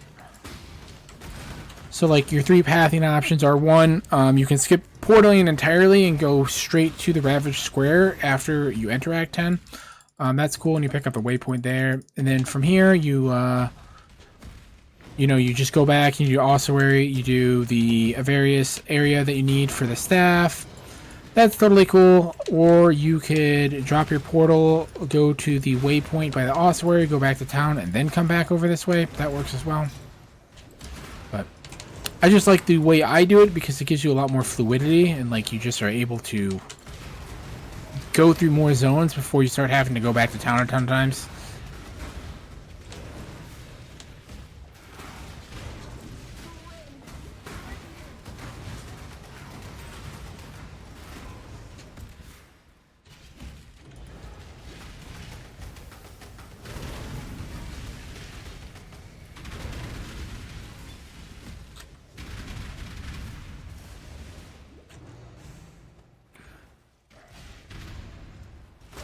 I don't know why, like, half the time I feel like when I click, like, I control click that, like, it just does not respond to the control click, and I have to, like, manually assign it, so.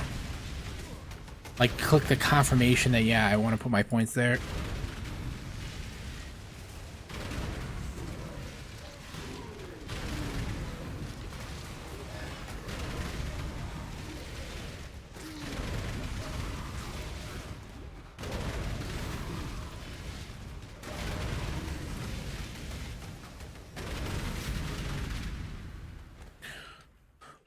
Alright, so when I go to ascend here, because that's what I'm going to go do next, I'm going to try to, You return from your hunt triumph. I think I'm going to take the overleash node, because that's what I would do on a league start. Like, if I'm just literally purely going for an Eater Exarch, I would take the Giga Call node. But because I'm trying to make this a little more like what I would actually do on a league start, while still trying to go to Eater Exarch fast, I'm going to end up taking the Overleash node.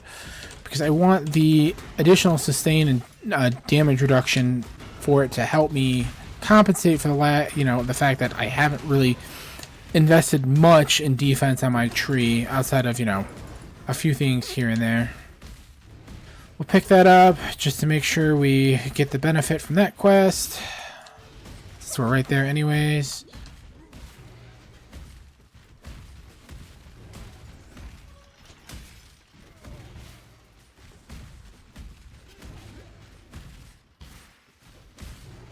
An emperor must.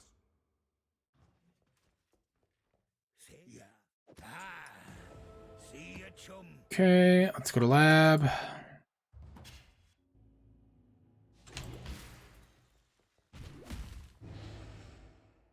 The goddess is watching. We'll take maximum damage here. And then the only... Actually, shit. I just realized what I should have done. So I am going to get a little more health, but it's going to take me respecing a couple things. Losing a little bit of damage, but what essentially we're going to do is we're going to spec out of the the 2 left nodes on the starter path of Duelist that I have currently and click them into the little health cluster that's there. But to do that, we need to unspec some masteries, probably.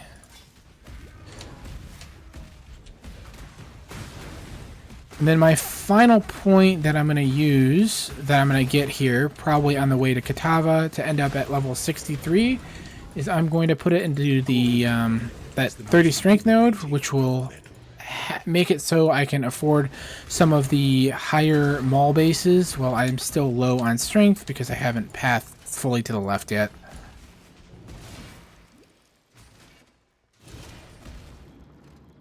I haven't really talked about this yet, but in terms of pantheons, what I would do is in campaign on builds that are moving a lot, I typically take the minor one that gives you life charges if you haven't used the life flask recently. If you're a build that's going to end up stationary a lot, I would take the one that gives you the stacking bonus for being stationary.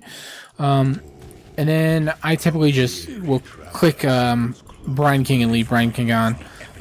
Exception to that is if I get Arctic Armor on a build, then I will click something different than Brine King.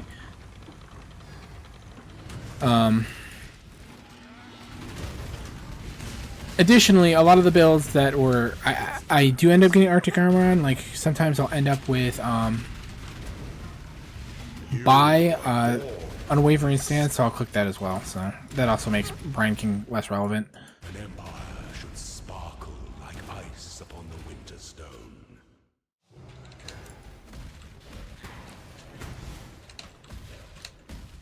I can't do this just yet.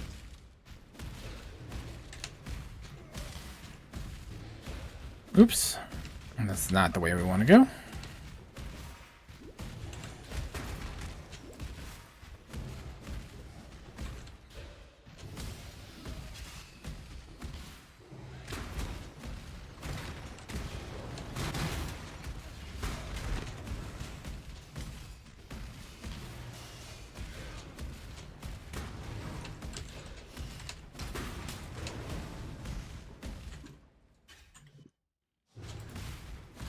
Okay, I'm gonna try and respec during the Azaro, like, come out of the ground phase. We'll see if we can get in time. When the time comes to strike, an emperor strikes without hesitation. Strength to entertain doubt is to dance with death. Then we'll just fix it on the last one as well. Holy shit. Well, I'm glad I just clicked those life notes, huh? The timing on that. You know, I also could have avoided that by, you know, like, paying attention more to what Azaro was doing. That's a little bit of an overconfidence thing there. Was not respecting the damage that that guy could output. Which is also, like, another problem with, like, Merc Lab. We're having this small discussion on it earlier. Like, when, like, you know, Merc Azaro starts doing some serious damage. It's just, like, you get so used to, like, blasting through things in the campaign that, like, you don't really think about it. But that guy can legitimately, like, one-shot you. Especially when my health is lower than I'd like it to be at the moment. You know, ideally, I think I'd want to end around, like, 2200, 2300 health, and I'm just not there yet. I'm going to end up maybe just right around 2000. An aspirant can afford to be promising. An emperor, our throne is the most.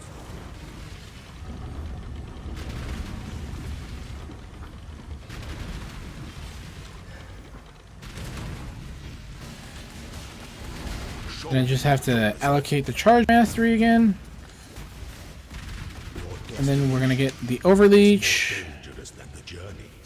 We'll level up autoexert here. Get some cooldown recovery. We have to re-enable autoexert. Let's go overleech. We'll assign this back into charge mastery. That wasn't charge mastery.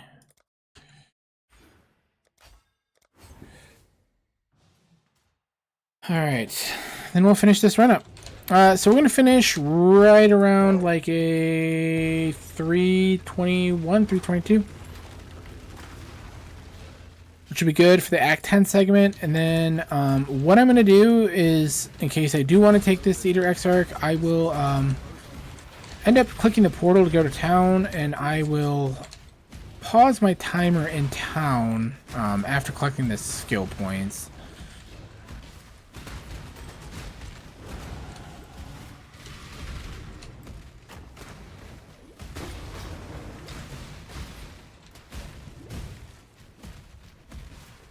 Still left.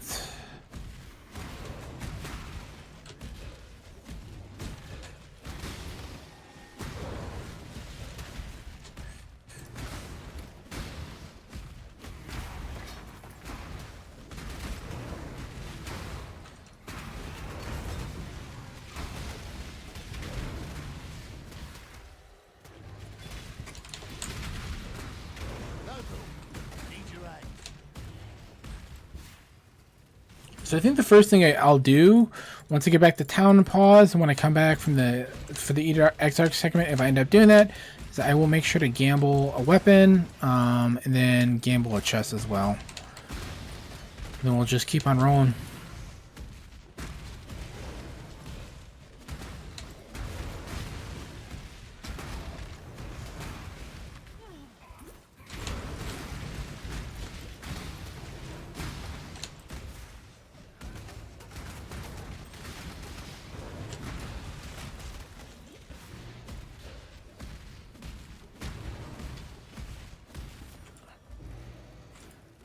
This is it. I shall strike you down.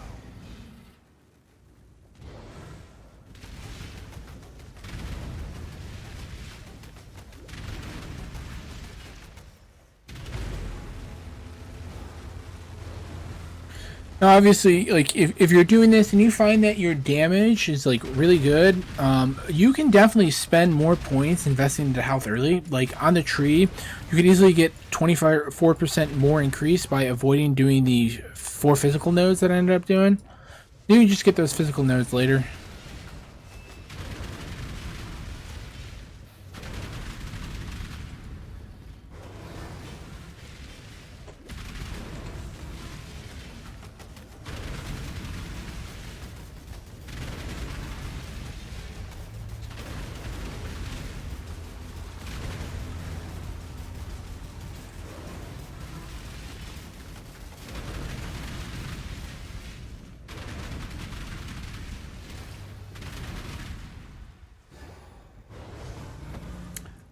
Probably not sub 20 just because of animation times. Potentially I can get sub 20 if he doesn't like stall too long, but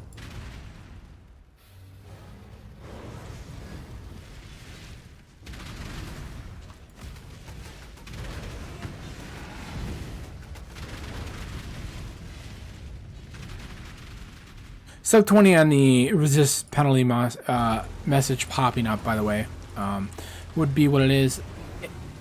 It probably looks like I'm just gonna miss it. I think it'll be like